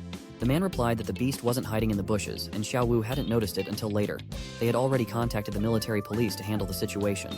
Jing asked him to repeat himself, questioning if they were saying the mutant was lurking in the bushes. The man confirmed this. Jing thought that low-level mutant beasts would simply wander around aimlessly, following the heat of living creatures, indicating this might be a high-level mutant beast. Moreover, the mutant only bit the security guard's leg without killing him, suggesting it knew the danger of guns and was trying to use the guards as a shield, which was terrifyingly clever. If they captured and studied it, they might be able to break through the instability of the V virus. This was the perfect mutant beast Jing had been looking for. Jing ordered them to gather all available men and capture the mutant beast alive before the military police arrived. They were to be equipped with tranquilizer guns and sedatives, emphasizing that the beast had to be captured alive. Jing distributed guns to everyone and cautioned them to be careful, aiming for the limbs. As they fired shots, Hei managed to dodge some but was hit and started running away. Jing ordered them to chase after him. Meanwhile, Tien was at home when the second hummingbird report came in, indicating large dog paw prints found approximately 700 meters southeast. Tien rushed to the location and examined the paw prints. He noticed traces of fresh blood and deduced that they had not been there long, likely belonging to Hei. He wondered what had happened and how Hei had been injured so severely. The people from Jing's group were chasing Rao, the dog, in their cars. Jing thought that no mutated animal could move so fast, and he was excited to observe its muscular tone while running, admiring the creature's beauty. He was determined to catch the dog. Meanwhile, Tien spotted Hei and ordered the hummingbird to show him. He saw Hei being chased by cars, and upon zooming in, he recognized Jing among the people in the cars. Tien wondered why Jing was after Hei and if he wanted to capture Hei for research. Tien took out an albint core from his inventory, determined that those people wouldn't get away with it. The pursuers were shooting at Hei, who dodged their attacks as he continued ahead. Jing contacted the other two cars in his group and instructed them to surround Hei from both sides, aiming to drive him into the old factory up ahead. They agreed and moved into position. As they prepared to execute the plan, Hei spotted them and used a tree for support to jump over one of the cars, causing it to crash. A man fired a bullet towards Hei, but Tien swiftly moved in with white light blazing around him, using his power to intercept and block the shot. He realized that after consuming the albint core and entering a frenzy state, he had 26 seconds remaining before it wore off. Hei wondered if the person blocking the shot was Tien. Jing was astonished to see the white light surrounding Tien. Tien knew he had only 26 seconds left and swiftly moved to take down all the men before the effect wore off completely. Jing was shocked by Tien's sudden prowess. With just 5 seconds remaining, Tien closed in and delivered a powerful punch, causing Jing to fall. As the 26 seconds elapsed, Tien moved back, sensing there might be side effects from using the albin core. Jing realized how close he had come to danger and decided Tien was too dangerous to be left alive, aiming his gun at Tien. The bullet hit Tien just as Hei launched an attack on Jing. As Tien regained consciousness, he found himself lying on top of Hei, who was walking at the time. He He asked how He was doing. Trying to access the system, Tien discovered it wasn't responding. He then noticed something white appearing around He and capturing him. Tien wondered what it was. The scene shifted to Jing, who was lying down receiving treatment. Someone apologized, explaining that the situation had been dire. Jing had suffered a severe blow to the head, causing confusion in his pituitary gland and squeezing the blood vessels in his brain, including a fatal wound to his neck. It was considered miraculous that Jing had survived thus far. Another person apologized to Ren, stating they had done their best, but Jing's prognosis remained uncertain. Ren interrupted, reminding them it was their duty as guards to protect researcher Jing's safety with their lives. Now Jing lay in a hospital bed, his fate hanging in the balance. Another man apologized to Ren, explaining that Jing was determined to capture the mutant animals and had taken off first with the advance team. By the time they arrived, the advance team had already suffered heavy losses, with only Dakui managing to survive. Ren cut him off, saying she didn't want to hear excuses. She asked if the man had witnessed the attacks firsthand. He denied it, saying it was too fast, just a white light. Ren turned sharply to him, warning him to come up with a credible story before trying to deceive anyone. The man apologized again, insisting he wasn't lying. Ren reminded him they were paid well, and she wasn't interested in hearing him shirk responsibility. The doctor reported that Jing's condition was deteriorating, with his heart rate dropping and another hematoma found in his brain. Ren instructed them to do everything possible to save him. The doctor replied that it was futile, and Jing couldn't be saved. Ren insisted they give him a shot of adrenaline so he could communicate any last thoughts. Jing managed to open his eyes and called out to Da Kui, who confirmed he was there. Jing requested to be injected with the V-shaped virus. Da Kui refused, explaining that there had been no successful human trials, and if it failed, Jing would not rest peacefully in his grave with a complete human body. Jing argued that dying as a human or a monster was the same to him, and he didn't want to lose like this. They decided to inject 5 ml of the V-shaped virus into Jing and prepare shackles and a bomb neck collar. They asked Jing if he wanted them to call his family. Jing replied that there was no need. His family was just those who shared his blood, but that wasn't his home.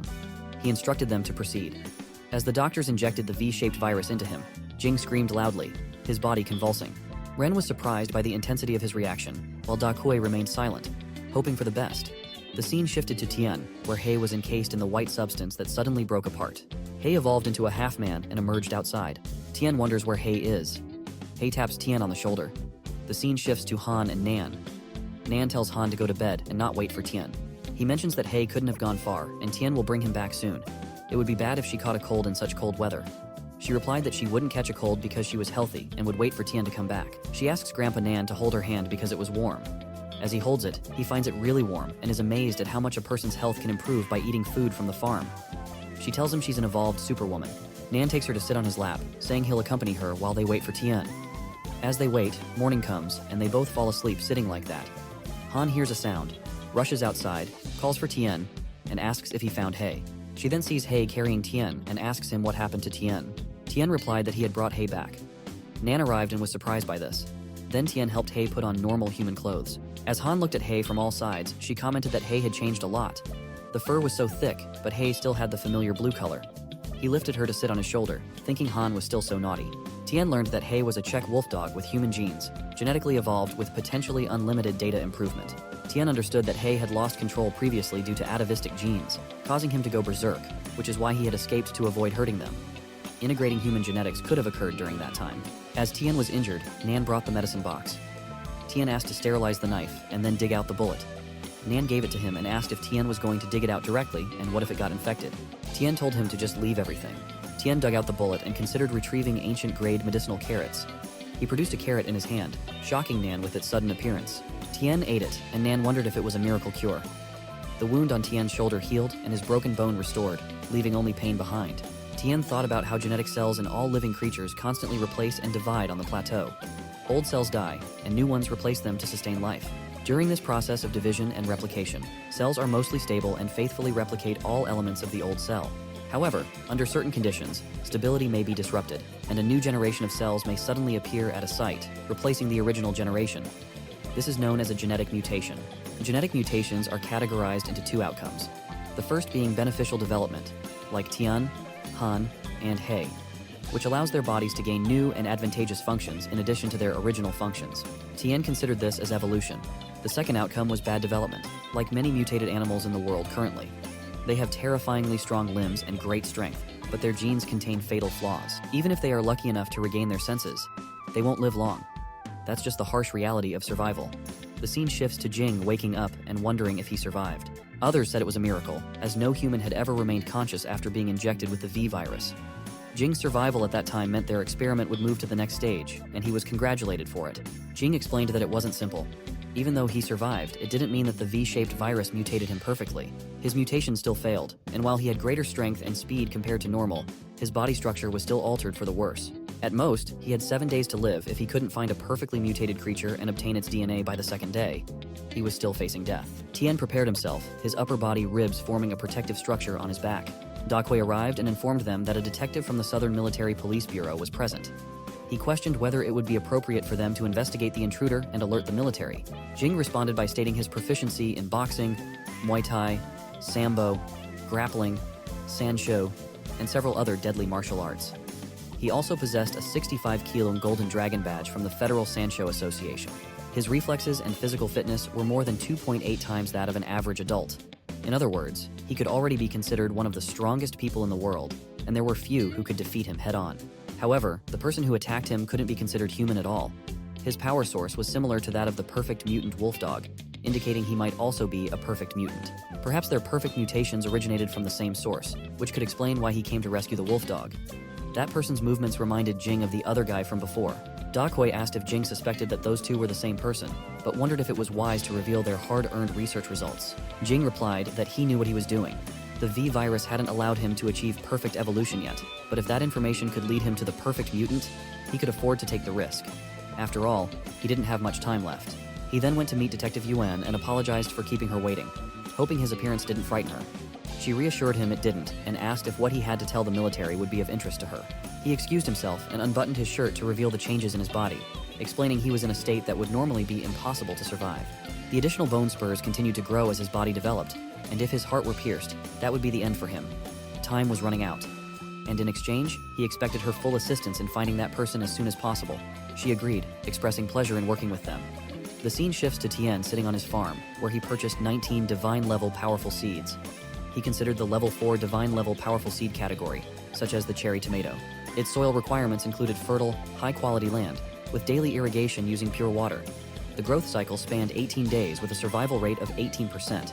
Its effects included promoting genetic fission, enhancing beneficial genetic development, preventing negative genetic developments, and promoting evolution. Tien explained that in other words, the primary focus of level 4 seeds was to promote evolution, which he saw as the key to a new era for mankind. He wondered if, in the future, humans could become gods with such advancements. Would he be the god who created the gods? He found the planting conditions to be harsh, realizing he needed to spend a lot of points to level up the land. Despite its expense, he proceeded with the purchase. He spent 95,000 points to purchase 19 good land upgrade coupons, leaving him with 5,680,000 points. Now, 19 ordinary lands had been upgraded to good land. He noted the nutrient-rich black soil, capable of growing crops above level 4 and boosting yields for crops below level 3. Aware that there wasn't much time left before the second wave of the destruction season arrived, he considered growth agents, which were also costly. He purchased 12 growth agents, knowing their limited effectiveness in promoting the ripening of level 4 crops. He planned to add more agricultural robots to speed up planting and still needed to save points to buy ordinary seeds to upgrade his farm. All the small robots were busy farming, and Tien knew he had to do his best to harvest as many ripe crops as possible before the second wave of the destruction season arrived. The scene shifts to the city, where two men in white coats covering their heads enter a building. The first man asks the second if it would be possible for someone as humble as Immaculate Eagle to meet the Holy Lord as a human being. The second man replies that the first man needs to tell the Holy Lord what he saw, and the Holy Lord will pass judgment. Despite not attracting the required number of believers that week, if the information is true, they could still receive gifts from the Holy Lord. The first man remarks how wonderful this is and thanks him, noting that his family could survive another month. Only those who devoutly worship the Holy Lord can survive in the apocalypse. They continue walking and talking, arriving at a hall where the first man informs the Holy Lord that the pure sheep sent a letter stating that a new holy beast has been discovered.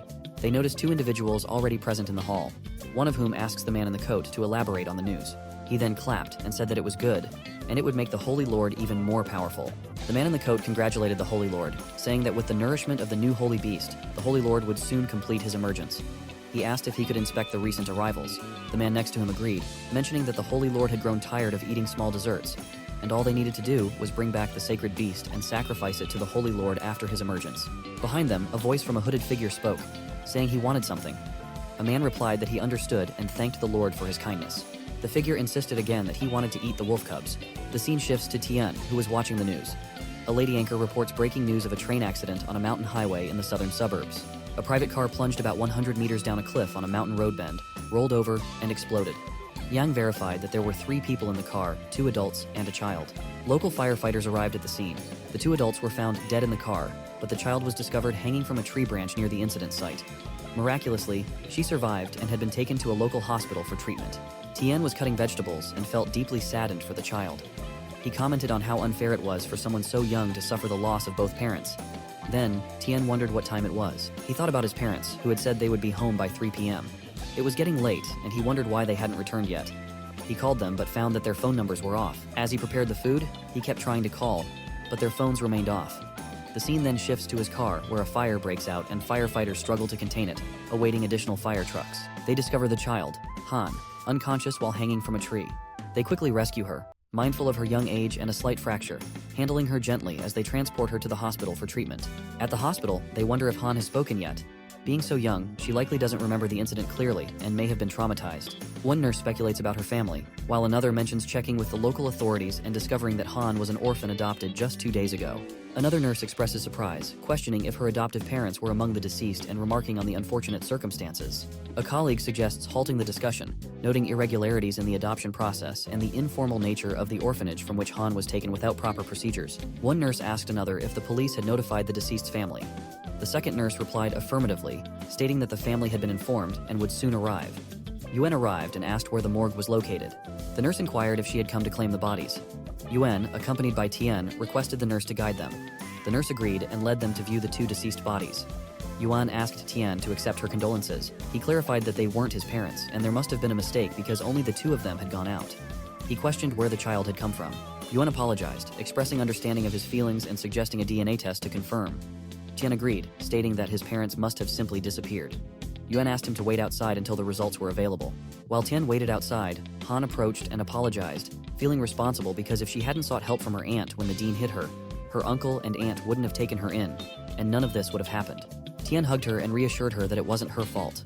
Yuan arrived and informed Tien that the parent-child DNA relationship was confirmed to be 99%. She expressed her condolences, and Tien, overwhelmed with emotion, hugged Han tightly. Suddenly, a woman rushed to Jing, announcing that the results were in. The intruder was identified as Tien, 26 years old, a graduate of Jingnan Normal University with outstanding academic achievements. 2 years ago, his parents had adopted a 4-year-old girl. Sadly, both parents had died in a car accident. Tien had returned to the southern suburbs from Jingnan province, inherited his parents' farm, and had been living there since. Jing asked if that was all, and the woman confirmed that there was nothing particularly remarkable about Tien's background. Even if the DNA test proved he stole the USB flash drive, how could they be certain he was the one who attacked Jing? Jing noted Tien appeared exceedingly ordinary, yet an ordinary person would likely not have been able to overpower him without a struggle. That night, Tien had demonstrated remarkable physical prowess. It was simply not something an ordinary person, who had been mediocre for over 20 years, could have achieved. If that man had been in hiding for more than 20 years, judging from his skills, he was quite inexperienced, so any such possibility could be ruled out. That leaves only the second explanation. Tien's physical fitness had recently improved dramatically, and the only thing that could explain that was perfect mutations. This also explains why the other party reached out to help the perfectly mutated wolf dog, as their powers originated from the same source. The power of an organization capable of creating 2 perfect mutants was too terrifying. The woman asked if their initial thinking might have strayed, suggesting that perhaps the power of perfect mutation was caused by something other than science. Jing asked if she was implying that the other party's perfect mutation wasn't caused by the V-shaped virus. Tien replied that the chances of a V-shaped virus causing a perfect mutation in a living creature were only 1 in 100 million. There were only about a dozen perfect mutants worldwide, including the Beastmaster. How was it possible then that there were 2 perfect mutations in the southern suburbs? That success rate was extraordinarily high and didn't align with the probabilities at all. Jing explained that in their world, there existed a second key that allowed for perfect mutations. The scene shifts to an office where a man was sitting. Yuan handed him the files. The man remarked that if there truly was a case of successful human evolution, their military would also be interested and would likely send someone to monitor both parties. Yuan agreed with his assessment. The scene shifts to Tien in the field where he purchased 2 growth agents. After spreading them in the field, he noticed that the ripening time of the level 4 divine crops was reduced by 50%, with the remaining time until maturity now at 128 hours. Nan called Tien and expressed concern about hay. Tien asked what was wrong. Nan explained that recently, Hay had been staying on the roof, and that day wouldn't come down no matter how loudly Nan yelled. Normally, Hay would obediently come down when called, but that day was different. He was standing on the roof, looking around. Tien thought the behavior was reminiscent of the eve of the first destruction season, and speculated that Hei's sense of danger had increased since his atavistic evolution. He decided to have the hummingbird guards search a kilometer radius around the farm. Tien wondered aloud about the absurdity of receiving text messages at such a time, questioning what kind of telecommunications company would still be operating in the midst of an apocalypse. Tien checked his phone and was shocked by what he saw, causing a basket of fruits to fall from his hands. Nan and Han wondered what had happened. Tien questioned if it was a prank and who would play such a tasteless joke. Han called out to him, but Tien swiftly jumped into his truck and drove away from the house. Meanwhile, Jing observed Tien leaving the farm and noted it.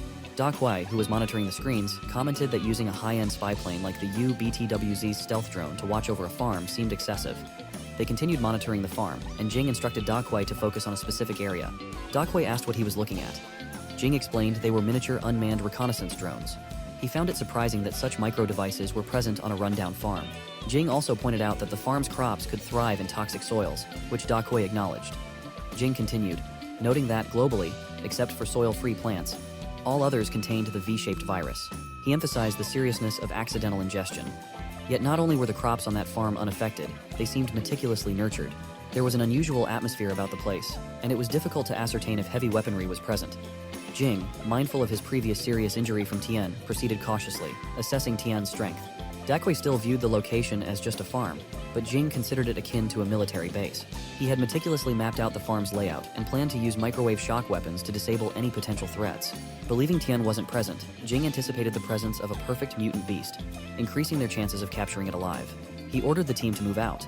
Helicopters flew over Tien's field, emitting 3 shockwaves to scan the area. Satisfied, they opened the gate, and a man confirmed that despite the shockwaves, all electronic devices remained operational. He and his soldiers disembarked from the helicopters. Meanwhile, Tien arrived at a graveyard to find his parents' grave empty. Shocked, he insisted it wasn't a joke and wondered who could have done this. Tien received messages from an unknown sender claiming to possess his parents' ashes, challenging Tien to confirm this himself. The sender gave Tien a day to decide, promising to exchange the ashes for Tien's hand and foot along with the holy beast. Tien wondered if the person making these demands was mentally unstable. His parents would be furious if they knew Tien considered trading his limbs for their ashes. They might even haunt him in his dreams. He pondered the significance of the Holy Sword SST and whether it could be Hei. Meanwhile, Hei went out for a walk, attracting attention from numerous onlookers. Tien texted the person, questioning how they thought they could control him with a box of inorganic substances. He asserted that the person could do as they wished with his parents' ashes, but vowed to make them kneel and apologize to his parents. Tien suspected the person had targeted Hei and feared they might eliminate him once they discovered his abilities. He considered if the person could be the woman from before, though it seemed unlikely. A powerful company like Tianrun wouldn't resort to such despicable tactics if seeking revenge. Tien was left wondering about the true identity and motives of this person. Tien received a warning of a farm invasion, noting that the adversaries possessed high-precision, modern weapons with a threat level of 99. At night, soldiers surrounded Tien's house. They reported thermal imaging detected activity inside the building's perimeter. One soldier gestured to wait, but the thermal image abruptly disappeared, leaving them puzzled about where the intruders had gone. Meanwhile, Hei stood atop the house with Han on his shoulder, visibly angry. Han commented that those people were all bad. Then she instructed her to do as she said and turn them all into compost. Suddenly, all the windows broke and many bombs were thrown inside the house, causing explosions. The head of the soldiers ordered the others to start searching. All the soldiers rushed inside, and after searching, they wondered if there really was no one there. Jing was among them as well. Jing felt something, and then asked them all to immediately go out. Suddenly, a beam of light attacked them all, and somehow Jing and 2 others managed to escape. Jing wondered how that was possible and if the shock weapons didn't work. They found that the outside soldiers had also died. Jing wondered what was going on in that ordinary farm and why there were battle robots, and how such advanced technology was present. Tien arrived, stating that it turned out to be Jing, and Jing was there to take revenge on Tien. Tien appreciated that and said Jing must have spent a lot of time investigating, which was a lot of work. Jing said that it wasn't too hard to investigate Tien, but he really exceeded Jing's expectations that night. Now that everything was clear, there wasn't much more to say. He wouldn't live much longer anyway, and he would die if the plan failed. Dying there wasn't any different from dying in a hospital bed. Teeny relied on their abilities, and the winner would take everything. Nan asked Tien to kill them, saying the people in that company were no good. Tien replied that before killing Jing, he wanted him to confess. Then he asked where the ashes of Jing's parents were. Jing asked what Tien meant. They were both confused. Tien asked if Jing hadn't stolen his parents' ashes. Jing asked if he was kidding. The scene shifted to Sheng, who became furious and threw his phone in frustration. He called Tien an unfilial bastard and asked how Tien could ignore their mother's ashes. Sheng said if it were him, he would give his whole body for their mother. Then he kicked the phone and said Tien didn't even offer the sacred beast, resulting in all the snacks their mother wanted being gone. Some men there asked Sheng to calm down and brought new goods, offering them to Sheng's mother to enjoy. Sheng replied that he was useless, and his mother was tired of eating those dirty things. The two men agreed. Sheng continued that his mother wanted to eat wolf cubs, but those men were all losers in positions of power who couldn't even get a sacred beast. A man tried to make an excuse, but Sheng shouted that he didn't want to listen, just as his mother called him. Sheng calmed down and said he missed her a lot. His mother, completely pale, emerged from the well and referred to Sheng as a good boy. Sheng became emotional as she came out to meet him again. He hugged her and said it was all his fault he couldn't get the wolf cubs she wanted. He asked her not to get mad or abandon him and not to hit him because he would be a good boy from then on and would surely bring them to her. She was going to be happy when she ate them, so she didn't have to be mad at him. It turned out his mother was actually a black monster who said she wanted to eat them. Tien asked Jing if he had stolen the ashes of his parents. Jing was surprised to hear that. Tien thought it seemed like Jing hadn't done it, but it was strange because Jing had clearly been bitten through the neck by He, yet he was still standing there. Tien used his power to check Jing's stats and found that he only had 118 hours of survival time left. The evaluation showed signs of evil, and Jing had used the power of evil evolution to save himself from dying. If he couldn't activate the evil mutant gene fusion in his brother within 118 hours, he would be dragged to hell by the same power that saved his life. Tien thought it seemed like the radiation from the plants had triggered the evolution failure. But due to He's perfect mutant genes and their fusion, Jing's life had been temporarily saved. Tien then understood that Jing wanted to acquire He's perfect mutant genes. Tien said that even if Jing hadn't stolen the ashes, his intentions wouldn't benefit Tien, and he couldn't let Jing leave there. The robots aimed at Jing to shoot. Jing asked them to wait, and suggested that since the ashes of his parents were important to Tien, maybe Jing could help him retrieve them. He emphasized that there was no irreconcilable hatred between them, and proposed turning their conflict into a deal based on evolutionary genetics and self-preservation. Tien ordered his robots to stop.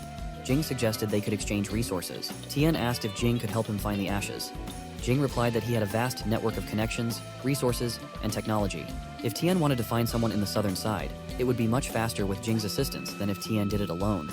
Tien replied that if Jing wished to obtain the evolutionary genetics, that bargaining chip alone might be enough. Even without Jing's help, Tien believed he would eventually locate that person. However, Tien noticed that Jing was emphasizing his connections with Nectar rather than Tianrun, so he asked about Jing's connection with Tianrun. Jing replied that he wasn't a member of Tianrun. He stood independently and had no allegiance to any party's interests. He held no enmity toward Tien, whether for killing Liang, invading the villa, or attacking Rin, all of which were unrelated to Jing. As long as Jing could get what he needed, that was sufficient. In other words, Tien would be a tool for Jing's purposes. Tien commented that it seemed interesting, but Nan wasn't happy about it. Jing approached Tien, suggesting Tien could have the handy rooms, and Jing would get the evolutionary genetics to save his life. A win-win situation. He extended his hand for a handshake, but Tien didn't reciprocate. Instead, Tien crossed in front of Jing and instructed Jing's men to squat in the corner with their hands on their heads, then asked Jing to follow him. Tien led him inside to meet He. Han used her eye skill and noticed a green aura around Jing, signaling to Tien that everything was good. Tien reassured Jing not to be nervous, explaining that this was the gene Jing wanted. Shocked, Jing asked if this was the perfect mutant, questioning how it had come to be like that. Tien replied that if he guessed correctly, He had merged with a human gene during his perfect mutation process, and the human whose genes He acquired was Jing. Based on Jing's genetic fitness, his genes should be able to prevent his evil evolution. Jing was delighted to see the perfect mutant, noting that even the high-ranking mutant beast kings on the southern border who had merged with human genes typically became mindless monsters driven by frantic instincts to feed. However, this one not only had self-awareness, but also followed human commands. Jing believed that as long as he could decipher its genetic secrets and mass-produce it, they could achieve great things. Tien intervened and stated that it was settled. Now it was time for Jing to fulfill their agreement. He showed Jing a number and asked for help tracking it, requesting all call records made to that number and the signal locations over the last 10 days. Tien wanted to see what information Jing could gather, expressing satisfaction with his choice of tools. Jing replied that it was easier said than done. He needed a blood sample and had less than 5 days to figure out the key. Tien remarked that Jing didn't yet have the leverage to negotiate terms with him, so Jing needed to work hard and locate the person as quickly as possible. Jing agreed. Sometime later, a helicopter arrived over Tien's house and landed. A man emerged and approached Jing, questioning why Jing hadn't come to find him at his base instead of calling him there. The man didn't want to be outside. Jing showed him the chat, and the man asked if that was all they had to say after he arrived. Jing replied, telling him not to be too clever and to check the signal of that number. Furthermore, Jing asked him to find the circuits in Tien's house as an apology for using the shock weapons. Tien thought that the man seemed adept at this. Lan pulled out his system and informed Jing that he wasn't the boss, but merely an old man. Tien asked Jing if Lan was truly reliable. Jing replied that Lan was the best with technology. Lan began his work. Tien then asked Jing how he had become a mutant and transformed into such an inhuman, ghostly form, suggesting it was akin to entering the era of gods. Jing responded that it was expected Tien had accessed the contents of his USB flash drive. He admitted Tien was superior in that aspect of human advancement. 10 days after the world changed, Jing's team extracted the V virus from a radioactive planet. This virus was the source of mutations in those who consumed it. Through his experiments, Jing discovered that the V-shaped virus caused biological cells to divide rapidly and greatly increased the likelihood of evil mutations, ultimately creating deformed, short-lived monsters driven solely by their need to feed. Jing believed he might gain inspiration from Hei's genes in his research. Tien remarked, "So these conclusions were based on extensive human experiments with that virus." Jing replied that he didn't consider what he did to be cruel, pointing out that countless data on human biology throughout history had been derived from cold human experiments. Moreover, before he joined Tianrun, they had already conducted inhumane experiments under Liang's instructions. Rather than clinging to life half-dead, it was better to let their experimental subjects fulfill their purpose and maximize their value. Jing added that he wouldn't mind being a guinea pig for a while before he died. Even as a failure, he represented valuable data. Tien commented that it was truly insane. Jing laughed and said that biological and scientific progress had often been achieved by stepping on the bones of countless people. In such an apocalyptic future, this was unlikely to change. Lan receives the information and then sends it to Tien. Tien receives the information on his phone and, being confused, tells Lan that he didn't give his email address to him yet. Lan becomes frustrated and asks how long they have been living together. With only a photo of Tien, Lan digs up all his information in just 10 minutes. Lan adds that he overheard the two discussing his current skills and warns that if they question his skills again, he will hack their cameras and broadcast them both taking a bath. Tien is bewildered by this threat. Jing reveals that despite Lan being a loudmouth, he still adheres to professional ethics. Jing warns Lan that if he continues to gossip, his payment will be reduced. Lan becomes worried and promises to be quiet. The scene shifts to a scary castle where two guards in white coats are standing guard with their guns loaded. One of them yawns and notices a mosquito in front of his eyes, which turns out to be a hummingbird from Tien. He wonders when moths became so big in such cold weather. Tien warns him to be cautious, noting that the hummingbird wasn't poisonous, but mentioning the abundance of mutated animals nowadays. He speculates that the hummingbird might be a mutated creature or something similar.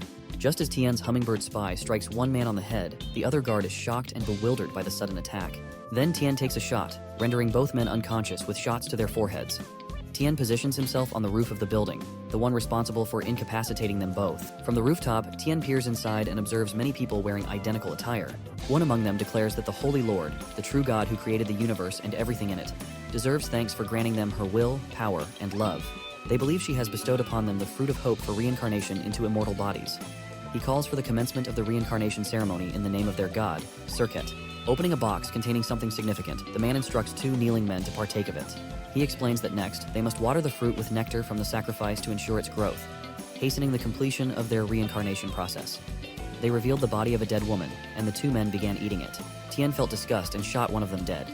The others panicked and fled, bewildered by what had occurred. Sheng wondered who had disrupted the reincarnation ceremony. Spotting Tien aiming a gun from the roof, Sheng demanded to know who he was and why he had interfered. Tien proclaimed himself their lord and ordered his hummingbird spies to eliminate them all.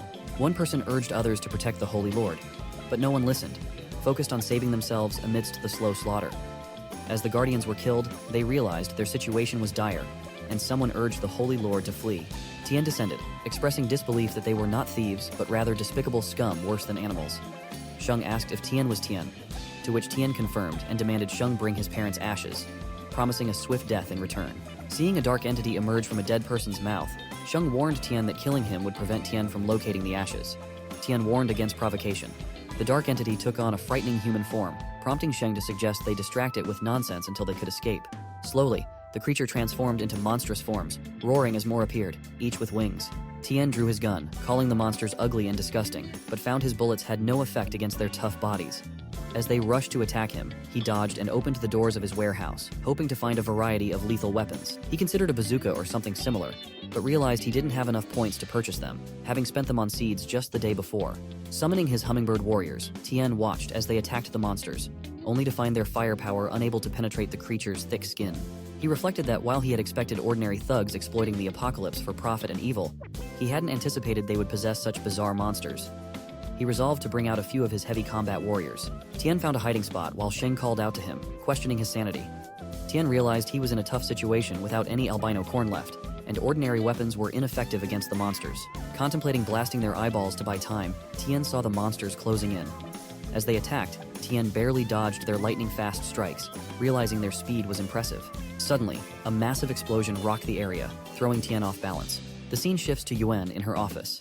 As the telephone rang, she answered and identified herself as being from the Southern Military Police Station. On the other end, an old man expressed relief that she finally answered, describing an explosion near his house accompanied by strange noises, the result of mutant beasts causing havoc. He pleaded for Yuan to come and investigate, as he was with frightened children. Yuan agreed to come and asked for the location of the explosion. Afterward, Yuan instructed the police force to mobilize a cleanup crew and follow her, mentioning the possibility of encountering level 2 or 3 mutant beasts on the outskirts of the city. One man acknowledged her orders to inform the others. Another eagerly asked if there truly were mutant beasts of that level in the city, expressing excitement at the prospect of capturing one alive for a reward from their leader. Yuan cautioned that level 3 mutant beasts shouldn't be underestimated, emphasizing they were far more challenging than regular level 1 beasts. Meanwhile, Tien was struck against a wall as the monsters closed in on him. Despite shooting out their eyeballs to slow them down, his ribs were broken, and he resorted to using ancient medicinal-grade tomato to heal himself. Sheng remarked that Tien was on the brink of death yet still fought back, noting he hadn't even fought back when he was severely injured and was likely to become a meal for the monsters. The creatures leaped to attack Tien, knocking him outside the wall. Sheng wondered if Tien had died, likening the monsters to pigs. He recalled Tien's warning not to enter that room. Unaware of Sheng's caution, Tien thought the attack had almost struck him, and he was seriously injured. He heard cries for help and turned to see who was aiding him, discovering numerous women imprisoned with chains, pleading for assistance. They were crying and scared of the monsters, wanting to go back home. Tien wondered if the girl who was sacrificed was also considered goods, and how many people Sheng had already killed. He saw the monsters approaching and knew it wasn't good. The women were terrified because the monsters were getting closer. Tien decided he wouldn't let the monsters come any further. He then noticed a place that looked like a warehouse. It seemed like they weren't just using the women as goods. There were also lots of food, gold bars, jewelry, and antiques. He didn't expect to find such valuable items hidden in the warehouse. Tien then saw a sword in the hand of a statue. He quickly climbed to the top of the statue and took the sword. To his surprise, it was a real Tang Dao sword. Its foreign technique was one of the most advanced in the world. The blade was strong, unbreakable, and incredibly sharp, representing the pinnacle of sword forging. It was a great sword and an absolute killer. Tien took the sword and heard the women's screams. He thought the monsters were getting closer, which wasn't good. So he decided to try the sword to see if it could cut through the monsters. He rushed forward and slashed the sword at a monster. It worked, but it wasn't enough. With his current strength, he couldn't kill them in a single blow. This only angered the monsters, so he decided to get out of there first. As the monsters entered, Tien led them to follow him. They reached an open area, and the monsters rushed to attack him. He took out his sword and slashed at a monster. One monster used its tail to attack Tien, slamming him against the wall. Tien freed himself and realized it was hard to cause them fatal damage by attacking the surface. Dragging the fight out was a disadvantage, so he needed to start with their weak points. One monster attacked Tien, and he thought about its weak points. Then, he slashed the sword at the monster's head and finally managed to kill it. Then Tien saw the next monster. On the other side, Sheng inspected his precious collection, thinking about how his brothers would tear Tien into pieces, leaving not even a scrap of bone.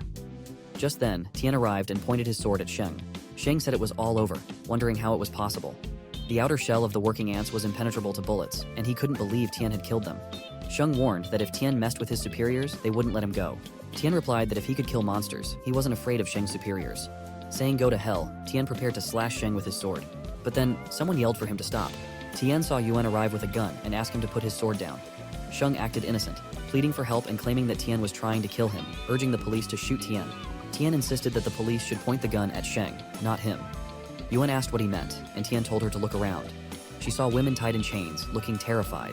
A police officer informed Yuan that some of these women were reported missing before, and he recognized them from the photos. There was no mistake. Yuan was shocked to hear this. She also saw the supplies and wondered what was going on. Another officer told Yuan that there was a major case a female body had been found in the main hall in a grotesque manner. Several cult members were shot dead, and there were also 2 corpses of mutated beasts in the side hall. Yuan then ordered everyone to stay calm, assuring them that everything was under control. She told them to notify the bureau and the hospital, as well as some cooperative units, and to get all their spare hands to come and support. Sheng was arrested, and as the police took him away, he taunted Tien, asking what he could do now. Tien felt angry but calmed himself and took his sword back. Yuan recognized Tien and asked if he remembered her. Nervously, he asked who she was. She reminded him about the accident 3 years ago when they both went to identify bodies. He agreed, recalling that there was a female officer with him and appreciated her good memory. He remarked that it seemed she guessed what he was up to when she stopped him. She replied that, although his actions were understandable, he couldn't act rashly. She introduced herself and explained that Tien's DNA from the car accident 3 years ago led them to him. She asked him to stay calm and listen to her words. She mentioned that Sheng's situation wasn't over yet and that the police wouldn't kill Sheng. She acknowledged Tien's extraordinary strength, saying that even though there were many of them, they wouldn't be able to stop Tien from killing Sheng. However, she emphasized that the Yanhuang Federation was still under the control of the military police and the parliament. She continued, explaining that this wasn't the place for vigilante justice, and asked him to trust the military police. They wouldn't spare any guilty person. It was their duty. She asked him to cooperate with their investigation and tell them what he knew. When he agreed, she thanked him for his cooperation. After that, ambulances, more police, and civilians whose daughters or wives were missing arrived. The rescued girls came outside wearing white cloths. The injured ones were taken to the hospital, while those who were unharmed reunited with their families, leading to emotional scenes. As Yuan was escorting Tien, a policeman asked what he should write in the records for the deceased. She replied to state that during the arrest, they encountered fierce resistance, so they were forced to fight back, resulting in serious injuries and deaths on the other side. The officer agreed. Yuan then told Tien, "Let's go." As Tien walked away, he saw a dead body being taken away, its hand visible outside the stretcher's curtain. A girl with her mother approached to thank Tien, calling him a savior. She said that if it weren't for the noise he made, which attracted the military police, they might have all been sold as toys to the rich and powerful and eventually sacrificed. She thanked him again. Tien wondered about the mention of toys. Yuan asked the girl if she knew anything more. The girl replied that she used to be a member of a self-help society, but they lied to her, saying it was just a mutual aid society. They claimed that by bringing people in, they could buy food at low prices. But after a while, she discovered their true purpose and tried to escape. They found her and locked her up. Before she was captured, she saw the location of their transaction ledger. Yuan asked her to explain in detail. They had a long conversation about it. Meanwhile, two people were watching from a distance. One of them remarked that the Holy Lord controls all, then instructed the driver to leave. After everything, Tien was sent to live in a room. He told the officer that most things were sorted out, so he asked if he could leave since he still had things to do at home. Out of the window, Yuan and an officer were watching over Tien. Yuan said she didn't agree with the way the situation was being handled. The officer responded that, since ancient times, merits and demerits have been irreconcilable. Even if Tien had done good deeds, it couldn't cover up the fact that he committed a crime. He was just a citizen and didn't have the authority to take the law into his own hands and judge or kill others. Yuan agreed, saying he had no right to do so, but added that was only true if they found the missing girls before he did, and if the higher-ups had issued an order for his detention. The officer said they were waiting for a response from the city council, but it was unlikely the higher-ups would tolerate the presence of a dangerous man like Tien. Yuan mentioned that nowadays, the world had changed, and both the military and the police were severely understaffed. She added that it's difficult to predict the future of law enforcement. Even though the higher-ups hadn't responded yet, the man was rushing to convict Tien. To put it bluntly, she suggested he must be panicking about his dereliction of duty. Therefore, she prepared to send Tien's evidence of law violations directly to the leader's desk the moment they received a reply from the higher-ups. She emphasized that this would make it easier for him to do his job. She questioned whether such lenient treatment would truly bring justice to the girls who were killed and trafficked, expressing doubt. Chen became angry and told Yuan to watch her mouth. He asserted that he didn't care about her background. He was the sheriff and she was his subordinate. He ordered her to detain the suspect and keep him under guard. Just then, someone approached Chen and asked what he was doing. Chen was startled because the person who approached was his superior. Respectfully, Chen asked why he was there. The man who arrived was Chief Inspector Zhen from the Military Police Department of Handing Province, accompanied by Senior Police Officer Yi. Zhen remarked to Yang that Chen had been well taught, becoming more promising, though he wasn't adept at catching criminals but seemed good at making enemies. Chen explained he was following orders from higher-ups. Zhen inquired whether it was Yang or Dong giving those orders. He then instructed Chen to stay put and recite the police rules 20 times. Addressing Yuan, Zhen mentioned that Bureau had briefed him over the phone about the situation and asked her to take him to Tien. She agreed and informed him that Tien was in cubicle 03, inviting him to follow her. When they approached Tien, who was sitting silently, Zhen asked if he was indeed Tien. Tien stood up and confirmed his identity. Zhen introduced himself as Chief Inspector Zhen from the Provincial Department of Handing. Tien wondered about this development, and Zhen, remaining seated, remarked that if a case required a senior official like himself to personally interrogate Tien, it indicated that Tien wouldn't easily get out of the situation. Zhen chuckled and reassured Tien not to be nervous, explaining that he had come with a file he wanted Tien to see. He believed Tien would be curious about the changes in the two mutated beasts. Showing the file, he said the information was specifically brought for Tien's attention. He handed the file to Tien, who asked why him. Zhen replied that it was meant for people like Tien, those who understood such matters. The file detailed a mutated beast discovered in the Karangma Mountains by a patrol officer 5 days earlier. When they surrounded it, they found it feeding on humans. Later, they discovered human faces on its back, indicating it was growing more intelligent, sometimes even outmaneuvering their troops. Zhen asked if Tien understood the implications. Examining the photos, Tien noted that the monster's intelligence and behavior were increasingly human-like. He wondered if their genetic barriers had been unlocked. Jen nodded in agreement, explaining that they had moved beyond simply combining genes from different animals to enhance physical attributes. They had successfully incorporated human genes to enhance intelligence, giving rise to a new species they called Beast Kings. At least 5 such advanced mutant beasts had been identified in Yanhuan, and that number was expected to increase. When Tien asked why Jen was revealing these secrets to him, Jen pointed to a jar placed nearby containing 3 red objects. Tien began to grasp the significance. Jen confirmed that these were the 2 eggs that had ceased to hatch after Tien shot 2 believers who had carried them. Lab tests confirmed they contained genetic material from insects, animals, and a significant portion of human genes. Tien asked what this meant. Jen replied that in the southern region, there was a strong likelihood that a Beast King was hiding and reproducing among its kind. Tien asked to wait, but with the destructive power of the Beast King, how could it possibly be lurking in the city undetected? Jen said that this brought them to another issue: the ledger. Tien asked if he had found the ledger. Jen answered that although the Beast King had a certain degree of intelligence, it was still far from evolving to the level of a normal human. It was impossible for it to create an organization in just a few dozen days after the mutation started. Tien asked if Jen was telling him that there were humans siding with the mutant beasts, and why that was happening. Jen replied that it was unknown. Tien asked why Jen was revealing all this to him. Jen replied that he wanted to give Tien some idea of what was going on, and he was sure that Tien would be able to make a better judgment of the situation. Tien asked for clarification. Jen answered that in light of Tien's violent attack, which resulted in the deaths of many people and caused extremely serious consequences and negative social impact, the military and police departments were ordered to arrest him. An execution notice for the detention of the criminal Tien had been issued. Yuan was about to say something, but Jen stopped her. Tien slammed his hand on the table and commented on what serious consequences and negative social impact he had caused by killing those gang members, saying such laws and rules really made him laugh. Jen told him not to be so angry and just listen. Now that the world had changed, Jen was going to be brutally honest and say that in the future, the military and police in the cities might not be able to protect all civilians. But until the existing social system collapses, they still remain the most powerful forces. According to the current evolution speed of the mutant beasts, there was a trend towards integrating the military and city police departments. This would mean the military police would take over the cities. Unlike the city police, the military police had zero tolerance for violations of the law and were as ruthless as war machines. They could shelter Tien now and wipe his record clean, but they wouldn't have that power once the military police take over the city. Tien asked Jen to clarify what he was trying to say. Jen replied that it was simple. They wanted Tien to join them. They could give him a privileged status, and even if the military police take over the city in the future, Tien could still have some special powers.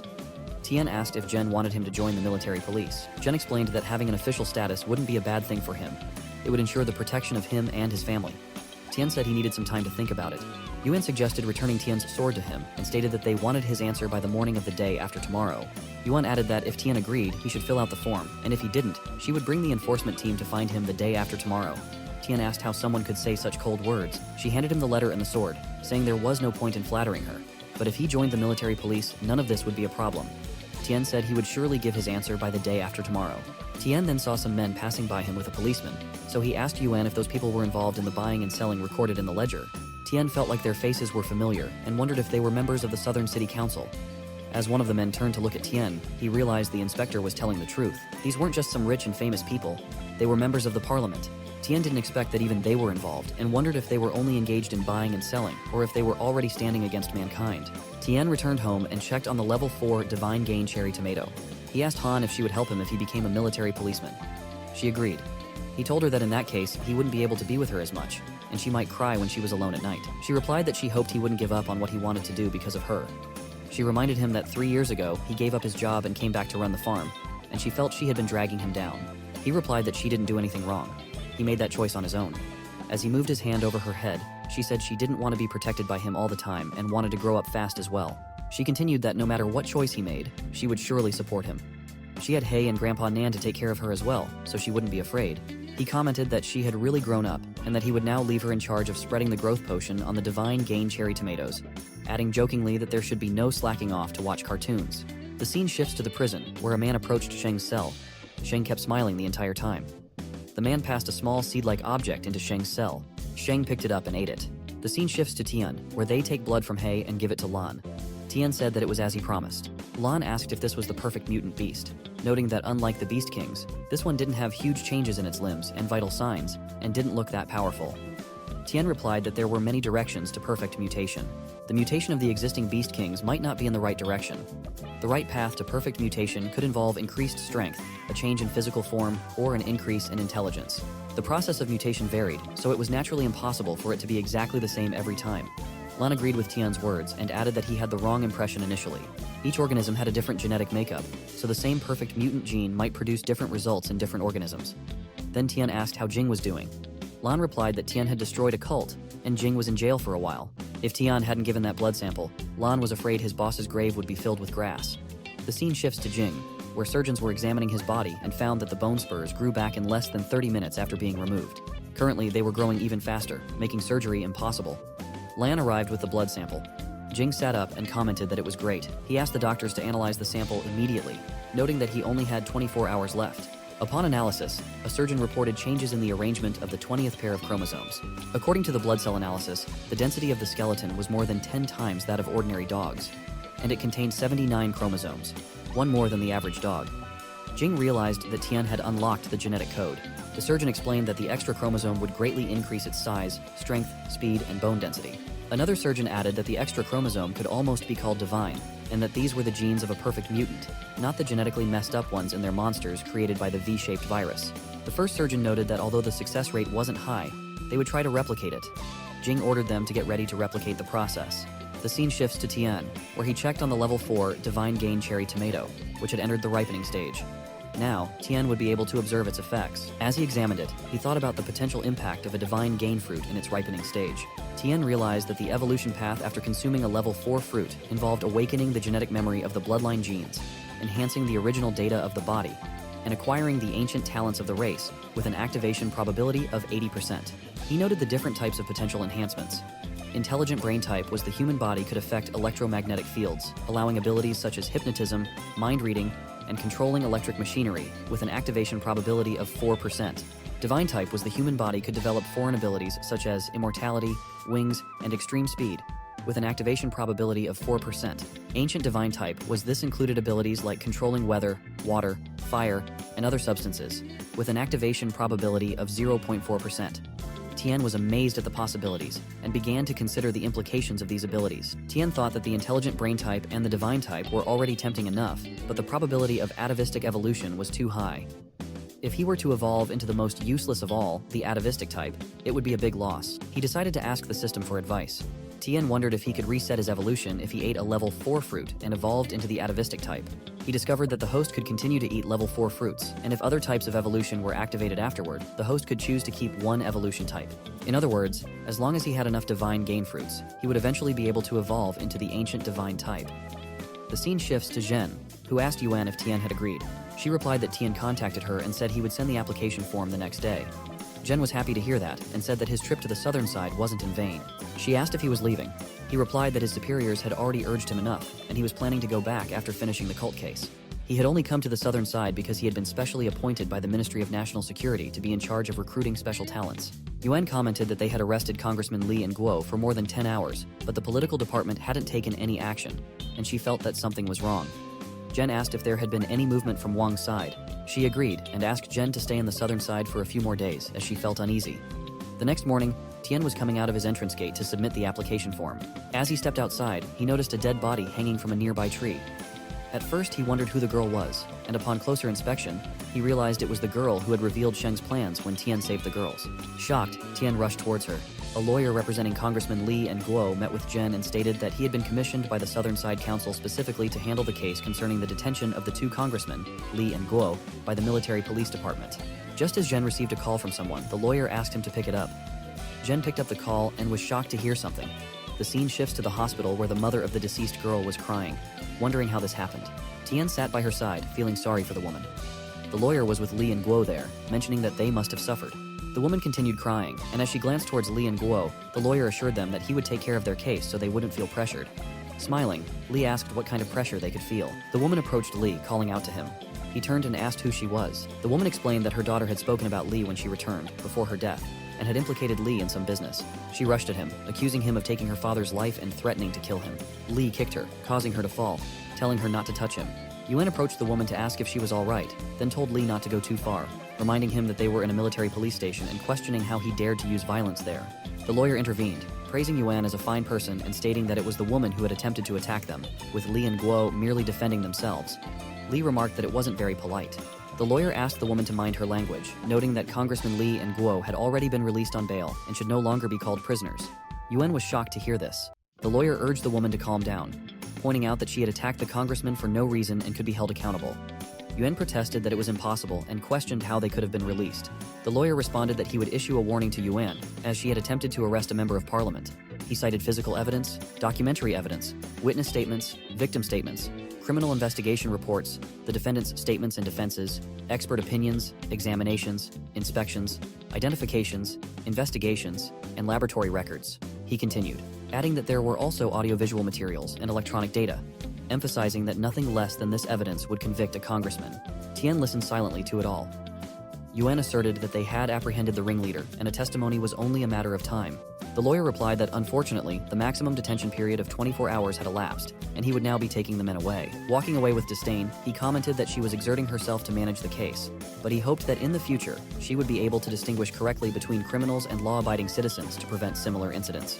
He mentioned their busy schedule, implying they didn't have much time to cooperate with her investigation. Furthermore, he dismissed the credibility of the witness she mentioned, stating that the witness had already been diagnosed by a doctor and provided a psychiatric certificate, rendering their testimony invalid. She warned him not to assume it was over and vowed to keep watch. The lawyer asserted that it was a direct order from the Ministry of National Security. If she doubted him, she could verify with her superior officer. The lawyer concluded that he had simply followed formal procedures in his office to retrieve Li and Guo, and as promised, the witness would later be transferred to the custody of the Southern Side 4th Hospital.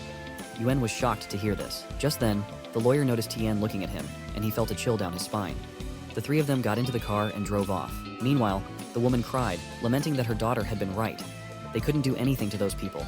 If even the military police station couldn't punish them, who else could? Tien noticed a worn-out form there, realizing it was his application form. After tearing it up, he hurried away and reached his farm.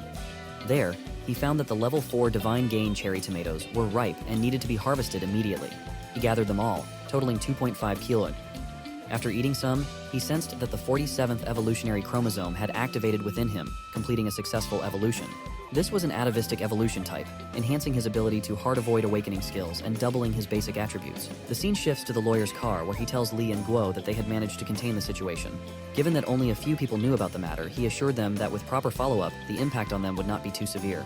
He advised them to work together to calm things down. Lai was smoking and remarked that they understood, suggesting that they could handle the lower-class people with condolence money and supplies. Guo disagreed, pointing out that public opinion on the internet still mattered, especially with photos circulating of them shaking hands with the victims' relatives and distributing condolence money. He suggested getting reporters to write more favorable stories about them and holding a press conference to refute rumors, which would easily sway naive people and rehabilitate their reputation. Li grumbled about the annoyance of having to pretend for such fools. Guo urged patience, emphasizing that this was a crucial time for their transformation into emperors, and only by appeasing the masses could they secure their future food supply. Lai responded that he understood, but suddenly, a sword severed Guo's head, shocking Li. Looking up, Li realized it was Tien. From atop the car, Tien casually asked about the food. Li, stunned, demanded to know how Tien dared to do such a thing, reminding him that Li was a congressman and Tien hadn't been warned about the consequences. Tien was courting death. Tien calmly stated that since they had consumed that thing, only blood could cleanse them, as they no longer deserved to be human beings. Without hesitation, Tien killed both of them. After parking the car and cleaning up the blood, Tien noticed a small living object emerging from the car. He crushed it swiftly, then proceeded to eat something himself. Tien sensed the successful completion of his evolution, acquiring an atavistic type. His awakened skill, named Flash, doubled his basic attributes, reflecting that he had consumed the 40th Divine Gain Velheru tomato, which was still the weakest evolution. Tien ate more, feeling stronger and ready for another evolution. He digested everything thoroughly before continuing with the atavistic type, feeling satisfied for the time being. Feeling different, Tien sensed his evolution taking a new direction and obtained a rare item. Upon inspection, he discovered it was an intelligent brain, enhancing his basic attributes similarly to the atavistic type evolution enhancement data. Intrigued, he decided to test out his telepathy ability. Activating it, Tien found he could sense living creatures within a range of about 10 meters. Spotting a bird nearby, Tien focused on it. He heard the bird wondering about rice because it was hungry. Tien realized that when he touched a living creature, he could sense its thoughts. But it wasn't enough. Leaving the bird, it remarked that humans were bad while birds were good. Tien considered that before resetting to a new evolutionary path, he should contact Lan. Tien arrived at a peculiar building and connected with Lan via electronic communication. He informed Lan that the person confined in the hospital room wasn't the intended target. The prisoner had been substituted with someone who looked remarkably similar. Lan reassured Tien not to worry, promising to find him no matter what. Soon, he located Sheng and sent Tien a map, cautioning that the target was constantly moving and periodically out of range of the electronic eye. Tien had to proceed cautiously as Lan wouldn't be able to assist him during those times. Tien studied the map and realized Sheng was underground, explaining why he couldn't sense him earlier. The scene shifted to a man in white clothes walking along an underground canal. Tien arrived, announcing he was looking for Sheng, and immediately attacked with his sword. However, Sheng reacted swiftly, dodging the strike. Tien noted Sheng's improved reflexes, but warned he wouldn't dodge the next blow. Tien managed to sever one of Sheng's arms, but with incredible speed, Sheng leaped to the other side of the canal. Tien questioned if he was trying to escape. Sheng continued to smile, prompting Tien to leap across the canal to attack him again with his sword. Tien discovered that Sheng had disappeared and found bugs in the area. A monster approached Tien from behind, chastising him for taking so long to arrive. The monster apologized, explaining that it had recently evolved into an adult and hadn't yet adjusted to its new body. With bugs swarming around Tien, he swung his sword vigorously to fend them off. Sheng returned to human form and urged Tien to forget the incident, lacking the energy to punish him. The monsters were shocked to see Sheng's injured arm, but he dismissed it as insignificant, stating he was in the midst of evolving. Tien attempted to strike Sheng's head again, but Sheng vanished once more, enraging the monsters who questioned Tien's audacity to attack the Holy Lord.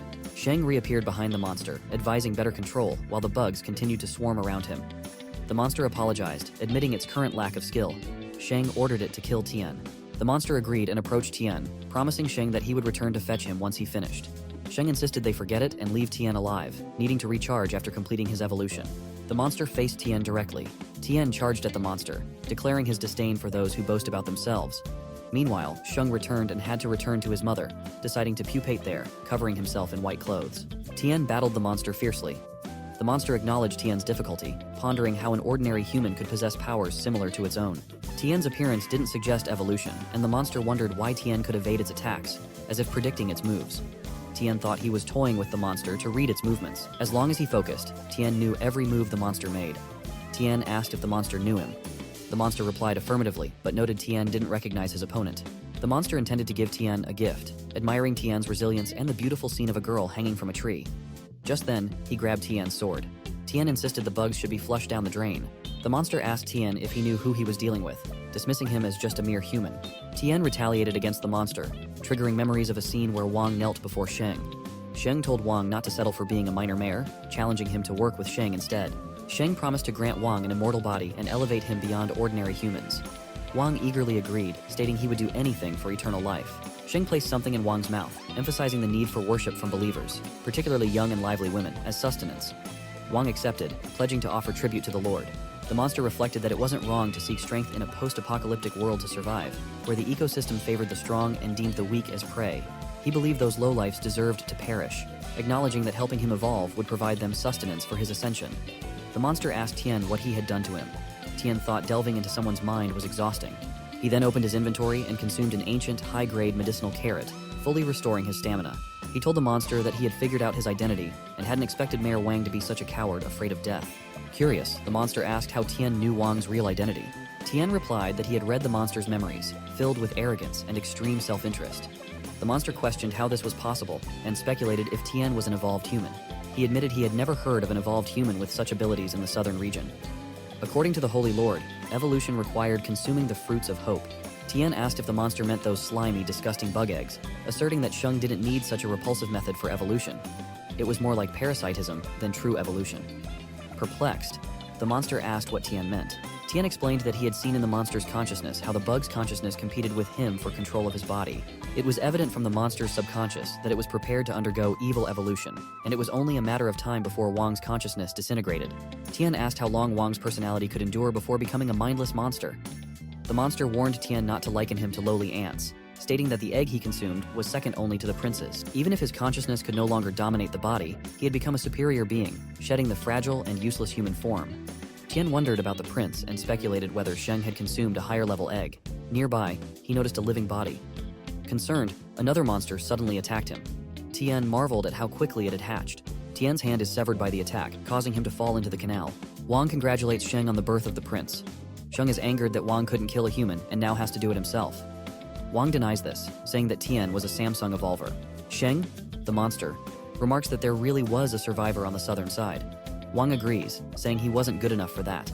Sheng adds that no matter how much he evolves, Tien is still a low elven human without any physical enhancements, and what a waste of the third-level eggs his mother gave Wang. Wang asks Sheng to look at Tien. Tien takes out the ancient medicine-grade carrot and eats it. Others are shocked at how a human can regenerate his hand. Sheng comments that it's interesting. Tien thinks that while the ancient medicine-grade carrots are easy to use, repairing flesh takes time, and if they notice this flaw, Tien will be in trouble. Sheng remarked that Tien's hand had grown back so fast that he changed his mind about wanting to kill Tien. He mentioned he'd like to have Tien's genes, but found the idea of just eating him boring, especially since Tien had many secrets. Instead, he proposed a deal. Tien asked to hear about this deal. Sheng replied that evolved beings like them, superior to human races, should unite forces. To put it simply, the land's poisoning had already caused a severe food shortage, compounded by evolving beast kings. Given current human technology, it was only a matter of time before humans were eliminated from Blue Star. Low-level, weak creatures like humans would become resources for the strong. Only the evolved could adapt well to the new environment. Sheng asked Tien to join them, seizing the southern side before major beast kings took over. They could enjoy food, survival resources, and higher evolution levels together. Didn't that impress Tien? A life ruled by them awaited. Tien replied that Sheng's speech was impressive, but it was a pity that humans weren't merely his blood bags, and he warned Sheng not to underestimate them. Sheng realized the negotiation had failed and expressed curiosity about Tien's abilities. Although now Tien could only be Sheng's nourishment. Sheng attacked Tien, telling him to go to hell. The scene shifted to Tien's house, where everyone else was farming. Han felt a sudden pain, causing her to drop the food from her hand. Nan asked what was wrong. She reassured them she was fine, attributing the pain to a sudden throbbing in her chest and dizziness. She believed she would feel better after some rest. She thought the sensation was intense, reminiscent of heart palpitations, and it gave her a sense of foreboding. Han asked Nan to continue collecting fruits, while Tien reminded them they needed to stock up on food before the second destruction wave arrived. Nan began to feel better and insisted she wouldn't hold them back. The scene shifted to Tien, who screamed. Sheng remarked that he had finally discovered Tien's secret. Tien could only repair his body after consuming that strange fruit.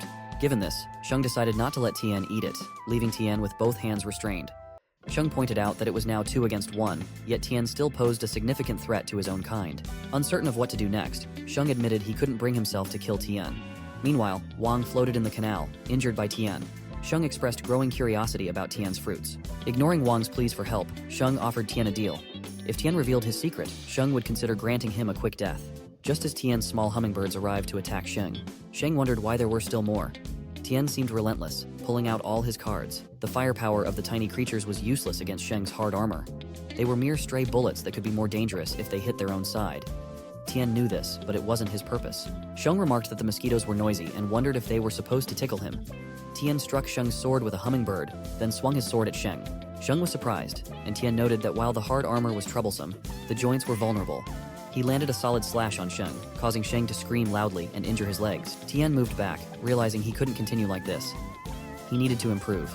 He took out some fruits to eat. Sheng fell to his knees, admitting he had just evolved and hadn't eaten anything yet. He lacked the energy to repair his body and felt extremely hungry. Wang asked Sheng to save him, explaining that the previous battle had drained his energy, making it impossible for him to stand. He pleaded with Sheng to take him back to Sheng's mother so Wang could repair his body. Wang emphasized that Sheng needed him to control the southern side and that evolving had taken Wang considerable effort. He didn't want to die. Sheng replied amidst the noise and his hunger, stating he had just evolved and needed something to eat. Lamenting his lack of energy, he compared Tien to a hard-to-catch flea, adding that he was in a terrible mood. Wang urged him to simply eat and not infiltrate the southern side's military police department, emphasizing his desire to live and the effort he had put into reaching his current state. Sheng clarified that Wang's role was to expedite food collection and that promoting him to level 3 was a reward for his hard work, though he hadn't anticipated Wang being so ineffective. He then mentioned that their mother was nearing the final stage of her evolution, predicting that once she emerged from her cocoon, their clan would control the entire southern side. And when the time came, Sheng's people would be able to produce as much as they wanted. He was so hungry and needed to eat to replenish his energy. Wang denied this, but Sheng killed him, stating that after being distracted for a little bit, they would be able to fix themselves again. However, it felt so good to eat a level 3 evolver, and Sheng felt energized. Tien realized on-screen that his atavistic awakening activated the bloodline's genetic memory, enhanced the body's original data, and acquired the ancient talents of his race, with an evolution probability of 80%. Tien was shocked that Sheng had eaten his own king, and there were no more fruits left in his inventory. After eating dozens of precious level 4 fruits in a row, all the acquired evolution types were of the atavistic type. Sheng commented that if he ate Tien as well, he would be able to level up his strength. Tien ate the last one, realizing that Sheng had become so fast that Tien couldn't escape. Sheng approached Tien closely, his pointed hand nearing Tien's eyes. Sheng was suddenly stopped by something and wondered what was happening, unable to move his body. Tien realized he had finally achieved it. The evolution path had reset, and evolution was completed successfully. The awakened skill was gravity mastery. Field expansion. The basic attributes remained the same, enhanced by atavistic evolution data. Tien thought that not only had the ancient divine type been restored, but also the super rare rule system. He understood that the ancient divine type evolution was categorized into elemental, superhuman, and rule systems. The composition of the blue star world was governed by rules such as gravity, acceleration, potential energy, and inertia. Mastering these fundamental and essential powers allowed one to become a god in the truest sense. Tien believed that the rule system was undoubtedly the most powerful evolutionary branch of the ancient divine type. He discovered that the range of gravity control was 3 meters. Field expansion allowed the range of gravity control to be expanded tenfold in a short period, but consumed a lot of mental and physical energy. He took control of Sheng's body, causing Sheng to scream. Tien landed a solid blow on Sheng. Sheng thought it was clear that Tien was only a level 3 evolver, yet he had become stronger than before. Tien believed that the power of the ancient divine type evolution was already formidable at level 1. Consuming level 4 or higher crops and meat would further increase his abilities. He wondered about the future evolutions this could bring and found it thrilling. His heart raced with excitement, relishing the incredible power and addictive satisfaction it brought. Exhausted and coughing, Sheng knelt down, pondering how Tien had become so powerful in an instant. Tien effortlessly shattered Sheng's hard armor with a strike through the air.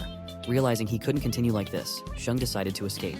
He knew staying there would mean certain death, so he began to run away. Tien saw Sheng attempting to flee and chased after him, using his power, but it didn't work as expected.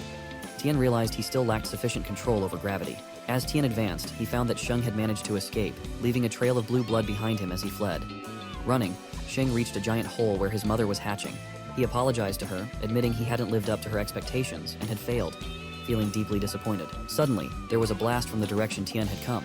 Tien entered and remarked that it turned out the sewer exit led to the ground floor of the municipal building, explaining why Sheng's actions had gone undetected by the military police.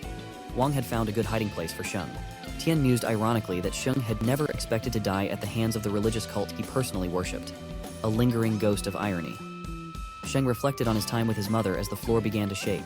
Finally, his mother finished evolving. She emerged from the hole, now giant as well. Tien commented that he had thought Sheng was desperate enough to consume his own kind of evolvers, and questioned who Sheng was referring to as mother.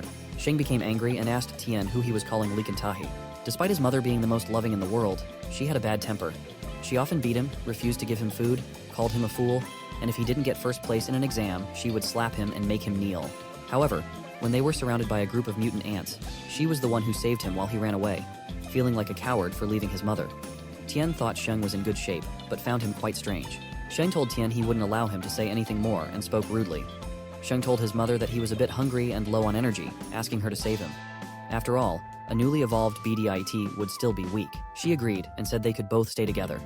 Tien thought it wasn't good, especially when those monsters joined. He believed Sheng took the initiative to let the Break King devour him, wondering what the point was in going that far. It didn't seem right that those two merged. Suddenly, Sheng's body started shining brightly.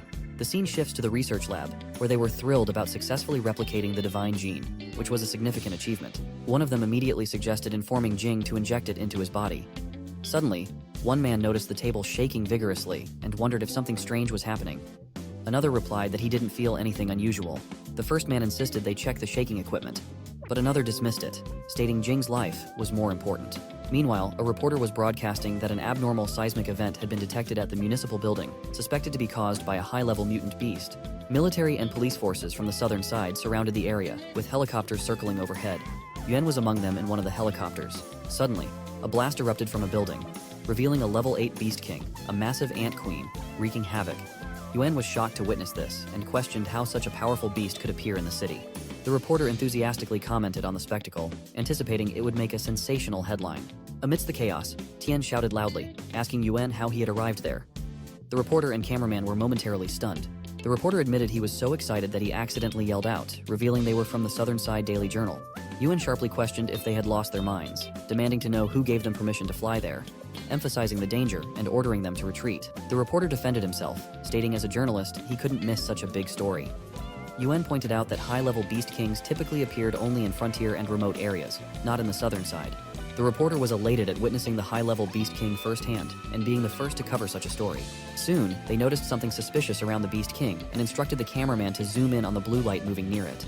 They zoomed in closely and discovered it was a human. Tien, flying there, considers that after altering his own gravity, he could achieve a floating state. By reducing the friction of his body and combining it with his improved attributes, he could speed up to incredible levels. However, maintaining afloat would continue to drain his mental and physical energy. He sees on the screen the ancient divine-type rune system human evolver and his skills. Gravity mastery, field expansion, with a range of 3 meters, can be leveled up by consuming crops above level 4. The field expansion allows him to expand his gravity mastery range tenfold in a short period, consuming a lot of mental and physical energy. He summons the insects, thinking the bugs would help replenish his wounds.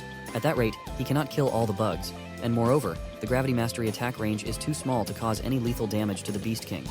And there is also a steady stream of bugs to heal that would run out of energy at that rate. If Tien uses the field expansion to deliver a fatal blow, that should be.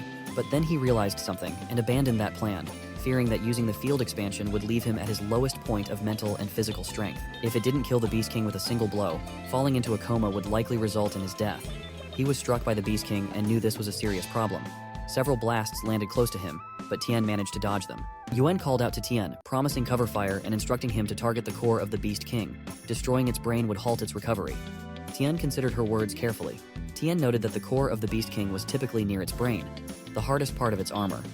Yuan warned him to be cautious, noting the distinctiveness of the surroundings in that area. Tien understood and continued attacking the monster, wondering about the exact position of its core. As he approached the Beast King, he observed the bugs gathering around what seemed to be its core. With the assistance of the military police, he unleashed his full mental power. Determined to end it, Tien prepared for the final blow. After unleashing his full powers to attack the Beast King, Tien began to fall, but helicopters swooped in with nets and saved him from crashing. Yuan commented on how close it was. Seeing Tien, she wondered about his identity, considering him the mysterious person. Finally, the Beast King was defeated. The reporter announced that at 6:14 in the morning, a super large mutant appeared at the municipal building, causing damage over a 10-kilometer radius. It was estimated to be at least a level 8 Beast King in size and energy fluctuations. The creature was now eliminated by a powerful blue humanoid, covered in a light that made it difficult to see clearly. Many people watched the report, with the reporter speculating whether this was a new government weapon or a new type of mutant, admitting they had no further information. The Hongli-Su store was unreachable. A boy in a hoodie watched the broadcast and commented that the boy was an evolver. The scene shifts to Tien lying on his bed, realizing that the second wave of destruction was imminent, with only 8 hours remaining. He was urged to focus on upgrading his shelter's level and defenses to prepare for its arrival. Wondering what it could be, he recalled fainting after expending all his physical and mental energy. Fortunately, he hadn't been unconscious for too long, and the system reminded him that the current farm defenses were inadequate for the second destruction wave. Watching the countdown, Tien realized the second wave would likely bring more devastation than the first. Projecting forward, humanity's current technology might only hold out until the third wave, after which civilization could collapse entirely. Opening his point screen, he saw he had 7980 points but needed a few more to upgrade the shelter to level 2. He decided to harvest another batch of crops to complete the upgrade, despite having consumed a lot in the recent battle. There was plenty of space in the system's inventory, and he wondered if he could store a weapon there to retrieve as needed. Tien decided to place the Tang horizontal sword in his inventory, and to his surprise, it worked. Upon inspection, he found it was at level 1. He wondered if real-world items could be leveled up by being placed in the inventory, speculating that as the level increased, the sword would exert greater power. Getting up from bed, Tien realized now wasn't the time for him to rest. Knowing time waits for no one, especially considering the time it takes for crops to mature and be harvested. He acknowledged that Officer Yuan had given him timely advice, though he'd have to thank her properly another time. Leaping out of the hospital, Tien later saw Yi and Yuan at his bed, discovering he had escaped. Yi asked Yuan if she intended to bring him back. Yuan dismissed the idea, stating Tien wouldn't agree. Yi expressed concern about Tien causing trouble outside. Yuan countered by asking if Yi believed the Southern Side military police could apprehend a mutant capable of taking down a Beast King alone, noting that the strongest mutants in the military only had enhanced strength and physical abilities. Yi acknowledged Tien's capabilities, but assured he didn't mean to pressure Tien into anything. He continued that the meaning was that they should continue to win over people with such great power, and they couldn't force him to do what he doesn't want to. He was probably angry at their incompetence. Nowadays, the military police were so weak that they couldn't even protect a girl, and why would he trust them? Yuan said that she will convince her dad, too, and she didn't think that he had any ill intention towards humanity. On the contrary, he was on their side. Don't bother him yet, just wait and see what will happen. She was looking forward to how powerful Tina will be in the future. He asked her to go ahead and tell him. Then Tien reached back to his home. Han and Nan were so happy to see him back. Tien apologized for making them worry. All three hugged him, and Tien thought that he had gotten a lot stronger. But what about his superpower? Tien asked them to let him go. Han was lifted by him and told to keep lifting her. Tien saw Nan's body and commented that he had evolved as well. Nan agreed and said that he woke up like that Lady Day and he didn't know what evolved him. Han asked him to see that she had gotten stronger as well. Tien saw the stats of Nan and Han and thought that the members had evolved into the atavistic type. he found that the anti-radiation corn and peppers had matured. Tien said that a new batch of crops had also ripened, so let's start harvesting, and they were going to upgrade their farm. Then all agreed, and upon getting the peppers, Tien thought that the camouflage chili pepper was a purple rare item. When consumed, it allows one to enter a state of camouflage for 10 minutes, blending in with the surrounding environment and evading sound wave detectors, thermal imaging technology, and optical detectors. He thought that now the points were enough. He was asked again if he was sure that he wanted to spend 80 W points on the level 2 shelter upgrade coupon. He found that after the upgrade, the shelter's defense strength and area would be greatly increased, and the shelter privilege would be granted. The player would also receive a new skill named Flaw Mastery. Tien purchased that, and the upgrading started automatically. As it was upgrading, he saw that there were now 3 hours left for the second destruction wave. The original shelter's properties were preserved, while livestock sheds were renovated. The fish pond and planting field were also renovated. A thermal energy detection radar tower was built with a range of 30 kilometers, and an electromagnetic interference radar tower was constructed with a 20-kilometer interference range. Turrets were under construction. When Han saw the fish pond, she remarked that it had become so big, resembling an artificial lake. Tien found that the upgrade was completed. The planting field had been expanded to 300 acres, the livestock area to 3 acres, and the fishing area to 5 acres. Tien was congratulated on successfully upgrading the shelter to level 2 and received a gift package, unlocking the permission disguise and the skill Life Flaw Mastery. Tien thought it now resembled a military fortress, which was cool but still somewhat conspicuous. He considered hiding the appearance of the level 2 shelter to make it appear like level 1. It disguised itself as before, and Tien thought that activating the disguise would make outsiders see the old, dilapidated farm as it was before. This would save him from many problems. He had just unlocked a new skill. He discovered that at level 1, he could see the data of all objects, while at level 2, he could see the flaws in all living things and identify their most fatal weaknesses. He wondered about these fatal weaknesses and how he could use this power against others, understanding if there were any limitations on the use of flaw mastery by the system. He found that there were none. No race or being in the world was without weaknesses. Even the rarest ancient divine evolvers had hidden flaws. Tien realized that with this skill, he could defeat evolved beings in the future with a single move. He also noticed that his level 4 divine gain, the cherry tomatoes, had ripened, and he was asked to harvest them as soon as possible. Tien thought that with this skill, he could potentially reset Han's evolutionary direction. If he didn't insist on ancient divine types, these fruits should be enough for Han and him to complete their evolution. Han and Hei both picked tomatoes to eat. Han told Tien that she was the one who kept resetting, and they were all atavistic. She felt like she was going to be sick. He replied that if she ate some more, maybe she would win the next one and couldn't lose to Hei.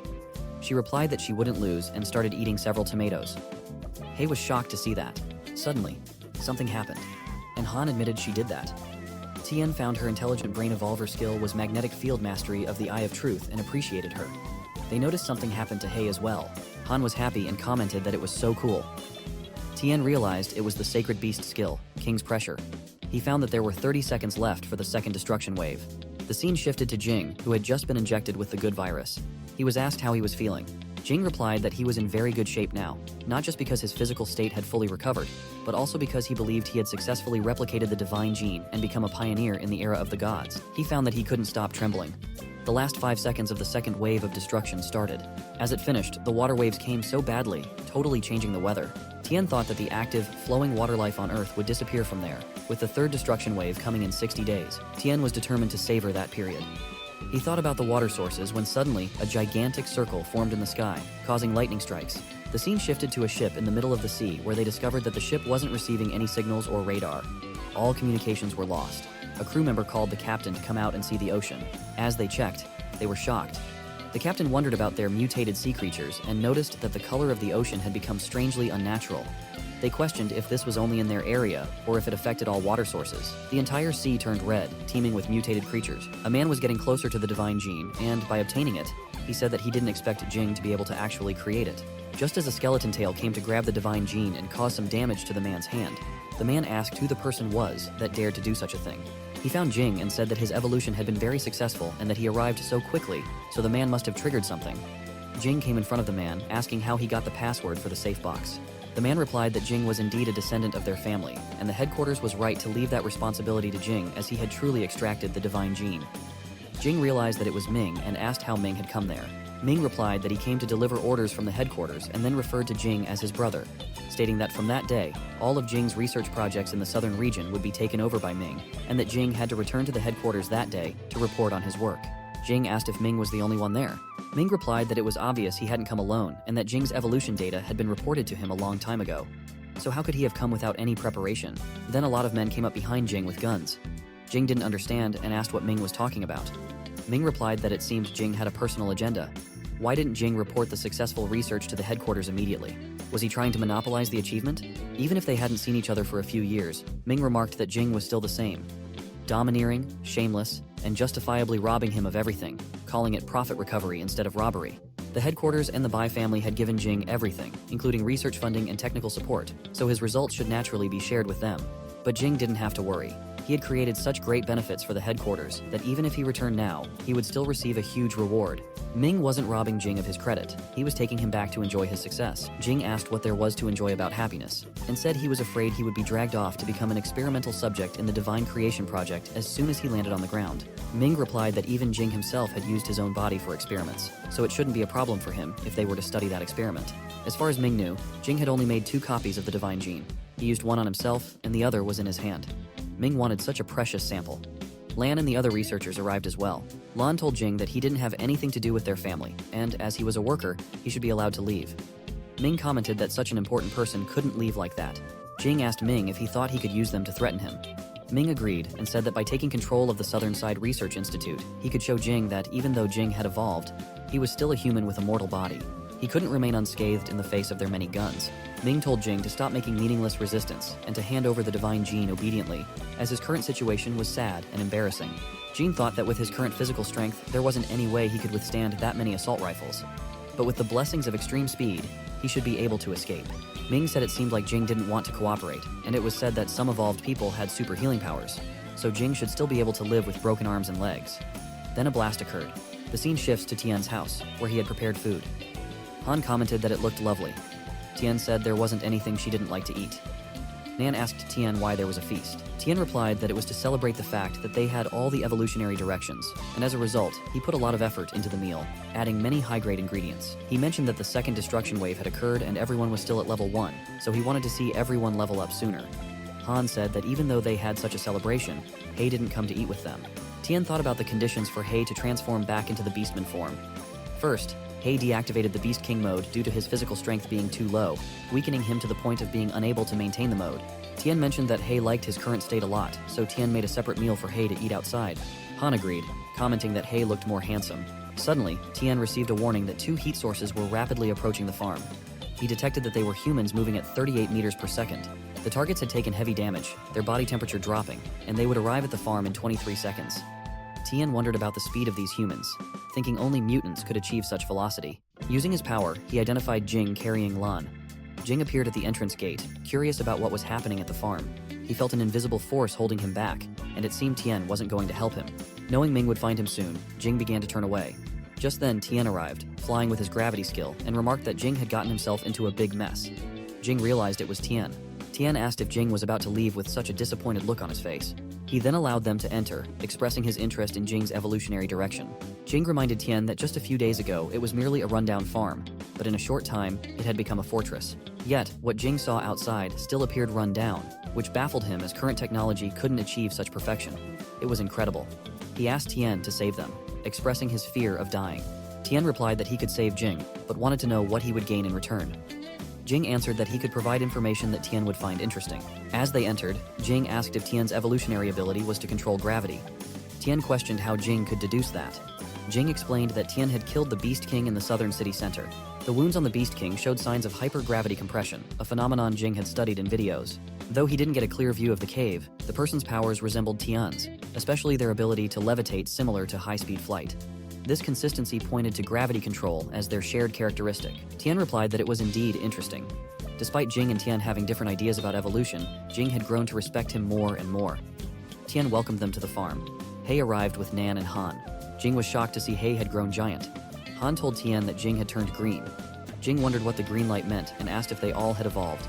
Tien asked why he was surprised. Jing replied that he was amazed at the speed of their evolution. He thought the rate of perfect mutations was unusually high there, especially with He evolving to the size of a small mountain. Tien asked how much longer Jing would remain in a daze because Lan wouldn't last long. He asked Jing to hand Lan over to him. Jing agreed, and they all took Lan inside to lie down. Tien fed Lan a carrot and, upon coming out, informed the others that they needed to wait for Lan to wake up. There were many bullet wounds on Jing, which he was tending to, and he asked Tien if that was all. He questioned if Lan, being just an ordinary human, needed surgery for such serious wounds. Tien replied that he had his own methods. Jing realized he had crossed the line. Tien asked him to explain what had happened. Jing explained that he had replicated Hei's evolutionary genetics and used them on himself, which not only allowed him to survive but also resulted in a perfect mutation.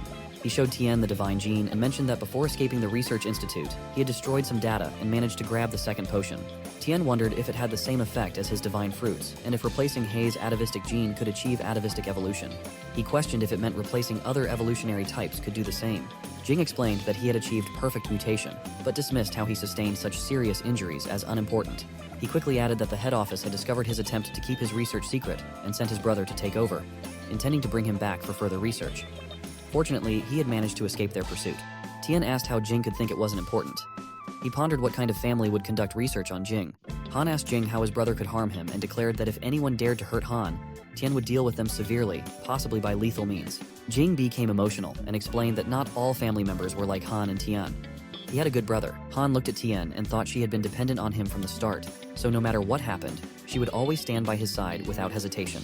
Tien remarked that although they hadn't known each other for long, with his self-healing ability and speed, a rational and calm person like Jing should be able to make the most favorable judgment and escape on his own. Escaping should be simple for him, but what about Lan? Jing replied that he hated owing favors, especially to meddlesome idiots. Tien thought Jing was a ruthless, science-obsessed maniac with no regard for life, but now it seemed Tien had misunderstood Jing. Jing stated that he wouldn't stay there long. News of his escape with the one and only divine gene had already been sent to the head office. It wouldn't be long before they launched a comprehensive search for him. With their ambition and power, they would turn the southern side upside down to find him. The allure of it was too powerful, enough to change the world.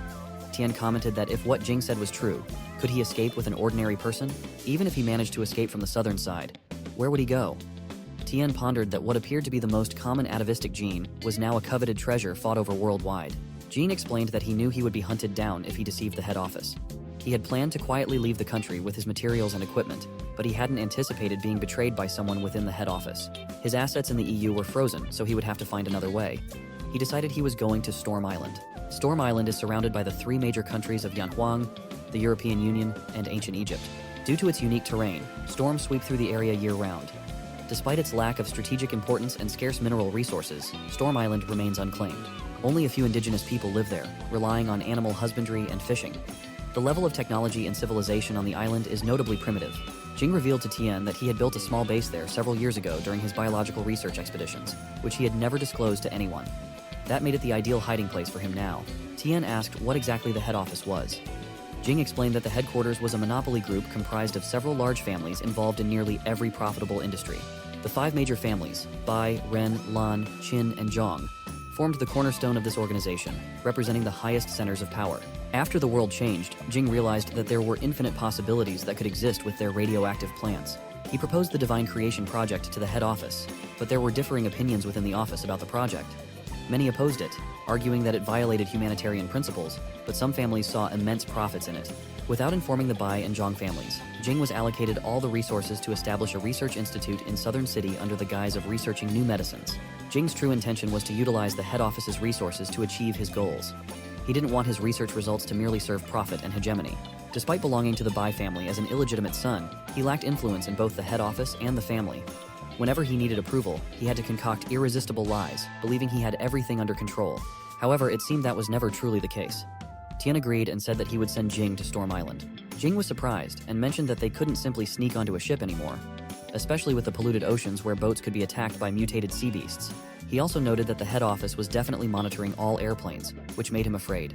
Tien asked who said they needed a boat and then led Tien outside. Once there, Tien explained that maximum returns required maximum investment. He revealed a helicopter with stealth paint, which would help them evade radar detection. Tien assured Jing that it would safely transport him and Can to Storm Island, along with all the necessary lab equipment and living supplies. Jing asked why Tien was helping him, wondering if Tien believed Jing's plan was too extreme. Tien replied that after witnessing numerous brutal events, his perspective had changed. He emphasized the urgent need for radical changes in the human environment, especially given the pollution of the seas. Tien added that if Jing accepted his investment, Jing would need to adjust some of his concepts. Jing said that if Tien really helped him reach Storm Island with all his equipment, he promised that someday in the future, when Tien needed him, Jing would travel thousands of miles to help him, disregarding any opposition, and clear the world for him. They shook hands, and Tien reminded Jing to remember his promise.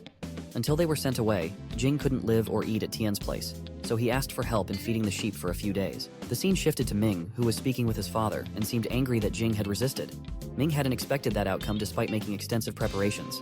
He acknowledged Jing's unexpectedly strong evolutionary abilities, but reassured his father not to worry, stating that Jing wouldn't get far. Ming had already dispatched people to inspect and monitor all airlines and transportation hubs throughout the southern region. Additionally, the medical industry was under their control. Jing was just an ordinary person, heavily injured and without access to systematic medical treatment. It was certain he wouldn't survive for long. As soon as he appeared, they would catch him immediately. Father remarked that despite everything, Jing was still a member of their family, and they couldn't easily explain if they harmed him. Ming replied that whether Lan lived or died had nothing to do with their family. Father ordered Ming to handle the matter, to which Ming assured him to leave it to him. Father then mentioned hearing that Jing had achieved perfect mutation. Ming confirmed this. Father continued, expressing surprise that his own son was the first perfect mutant among the 5 major families.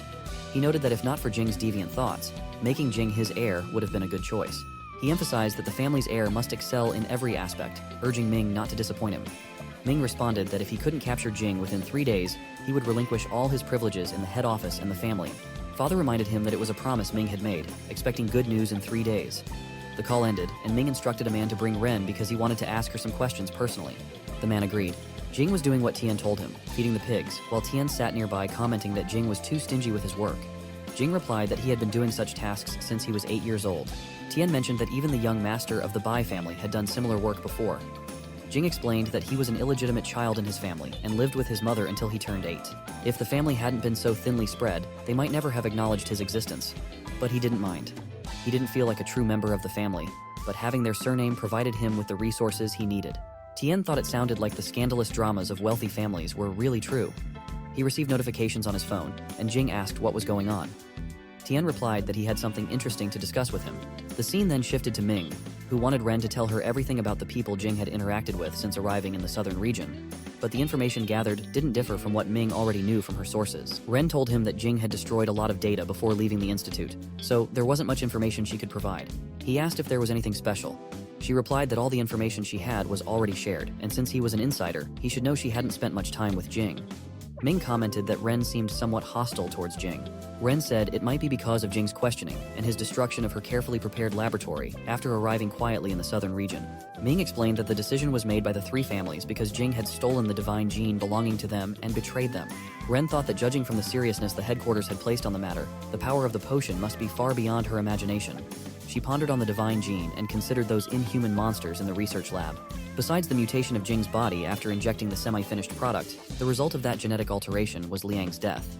Then she got an idea that Tien might be the one responsible. Ren told Ming that the head officer's real research was actually about transforming human beings. Ming replied that as far as he could say, it wasn't something she should delve into. At present, the 3 families had an opportunity to bridge the power gap, so he needed to find Jing and asked her to play her part. Ren thought he was quite unpleasant and pointed out that with the power of Ming's family, they should have already blocked Jing's escape routes. If even the family couldn't find Jing, how could a mere manager without access to high-level secrets do so? Ming told her there was no need for criticism, and that since the head of the Ren family hadn't granted her the right to know, it meant she wasn't taken seriously in her family, blaming it on her status as a woman without the capital to be part of the core. Ren thought she wouldn't share anything even if she knew more, apologized, and said that was all she knew about Jing. After all, she considered herself a woman with limited abilities. After excusing herself, Ren was leaving when Ming remarked that this was why he always said women should stay at home and raise children. Outside, Ren pondered for a moment before getting into her car and calling Tien. She identified herself and requested to meet him urgently, knowing Jing was at his home. Tien initially feigned ignorance, but Ren insisted that Tina knew what she meant and urged him not to disappoint her rare kindness. She promised to arrive at his farm within half an hour. Upon reaching the farm, Tien was already waiting. Ren wasted no time and asked him to hand over Jing. Tien brushed off her request as presumptuous, questioning her sudden appearance and accusations. Ren pressed him not to play games, revealing that her men had obtained a DNA comparison report suggesting Jing's involvement with Tien. She emphasized that their personal ties shouldn't interfere with headquarters affairs and threatened to escalate the matter unless Jing was handed over, as she hadn't yet reported the findings to headquarters. Just as a sniper attack targeted Tien, he managed to dodge it. Ren was shocked and wondered where the sniper shot had come from. Ming arrived with his men, expressing surprise that Jing had been hiding in such a rundown farm. He sarcastically thanked Ren for unwittingly leading them there and warned her to consider how she would explain tipping off the traitor to his family. Ren was stunned that Ming had found them and asked if he had followed her. Ming replied that he didn't even trust his own family's illegitimate son, so he certainly didn't trust her. He explained that he monitored all devices, expecting to provoke her, and she fell right into his trap. Frustrated, Ren decided to sneak Jing away and hand him over to his guardian, thinking Ming's comment about women being stupid was directed at her and Jing alike, calling them both garbage. Tien and Ren found themselves in the sniper's crosshairs, and Ming ordered everyone to stay put and settle things peacefully. Ming told Ren that as long as she didn't oppose him, she could remain a member of her family and he wouldn't harm her. Then he asked Tien to return Jing. Observing Tien's modest appearance and apparent financial strain, Ming questioned what benefit he could gain by sheltering a fugitive. He insisted that Tien hand over Jing, promising wealth and resources in return. Tien hesitated, wary of Ming's well-equipped men. In response, Tien criticized Ming as someone who only spoke highly of himself and exuded arrogance. He unleashed his hummingbird warriors, catching Ming's men off guard. Ming's forces were bewildered by this sudden attack. He ordered his snipers to target both Tien and Ren. Ren sought cover behind her car, but as bullets headed towards Tien, he used gravity control to redirect them harmlessly to the ground. Ren and Ming were stunned by Tien's ability. Tien asked Ren why she still seemed hesitant, suggesting she didn't fully trust him yet. Han arrived, flying in, and mentioned she couldn't control so many people at once currently. Tien reassured her it was fine, given her current level. He then used brainwave control on Ming, leaving him immobilized. Ming was shocked by his inability to move and asked if Tien was a perfect mutant. Ren explained to Tien that she was cautious for her own safety. Tien understood and swiftly dispatched Ming's remaining men with his hummingbirds. Ming accused Ren of trickery and demanded to know when she had discovered it. She revealed that she suspected an insider around Jing, prompting her to check her phone for bugs. Finding one, she borrowed a colleague's phone to send a message to Tien, staging their exchange as part of a ruse. Ren noted the advantage of Ming bringing all his men there, saving them the trouble of capturing them individually. Ming grew increasingly furious and trembled with anger at the revelation. Jing emerged from behind, pressing the sharp point of his tail against Ming's neck, declaring that he deserved to die. He proclaimed that this was no longer a world controlled by money, power, or armed force. Ren's aide remarked sarcastically to Ming about facing death at the hands of a woman and the illegitimate child he despised. Questioning how he felt now, Ming shouted not to dare touch him, threatening that both families would pursue her and asking if she could afford to kill the heir to the Bai family. Ren countered that the Bai family wouldn't investigate the disappearance of an heir. Confused, Ming demanded clarification. Jing reminded Ming that his surname was also Bai. Ming asked if Jing wasn't afraid. Jing retorted, questioning why he should be.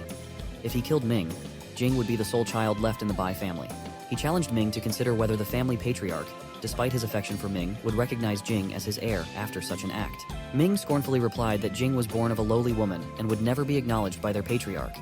Jing scratched his neck nervously and told Ming that he didn't have to make that decision. Ming replied sternly, accusing Jing of daring to eliminate a potential threat to the Bai family, but knowing he would never receive recognition from them. The family's enforcers wouldn't let Jing go unpunished. Jing asked why the Bai family's approval was so crucial, having already lost everything else and having nothing left to fear. He himself was from the Bai family. With resolve, Jing decapitated Ming. Tien, witnessing this, asked Jing where the Bai family was located.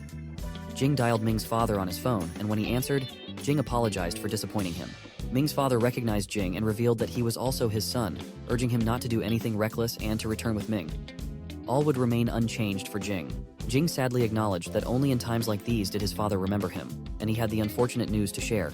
Ming, the future head of the Bai family, had died by Jing's hand. Father was shocked to hear that Jing had killed a member of their own family.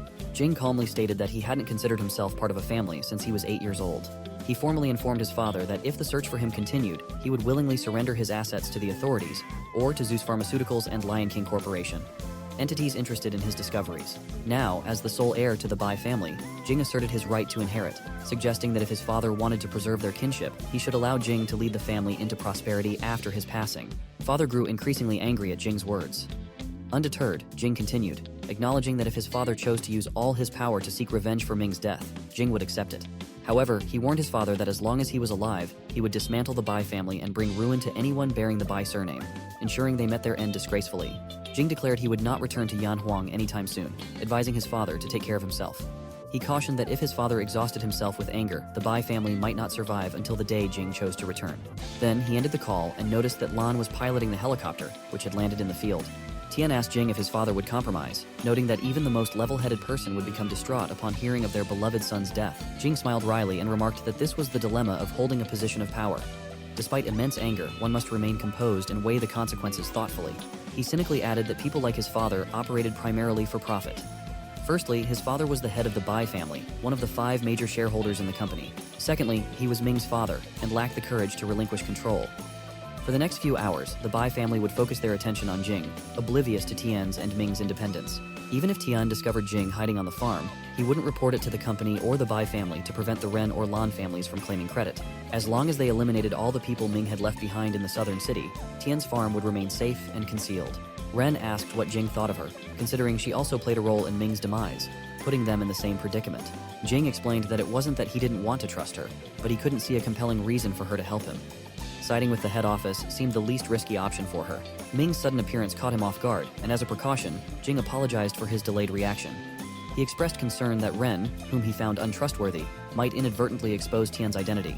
Tien interjected, insisting that Jing hadn't harmed her yet and asked Ren to let her finish. Ren acknowledged it made sense to collaborate with Tien temporarily, but expressed a preference for taking a chance. She believed they shared mutual trust more than with the people at the head office.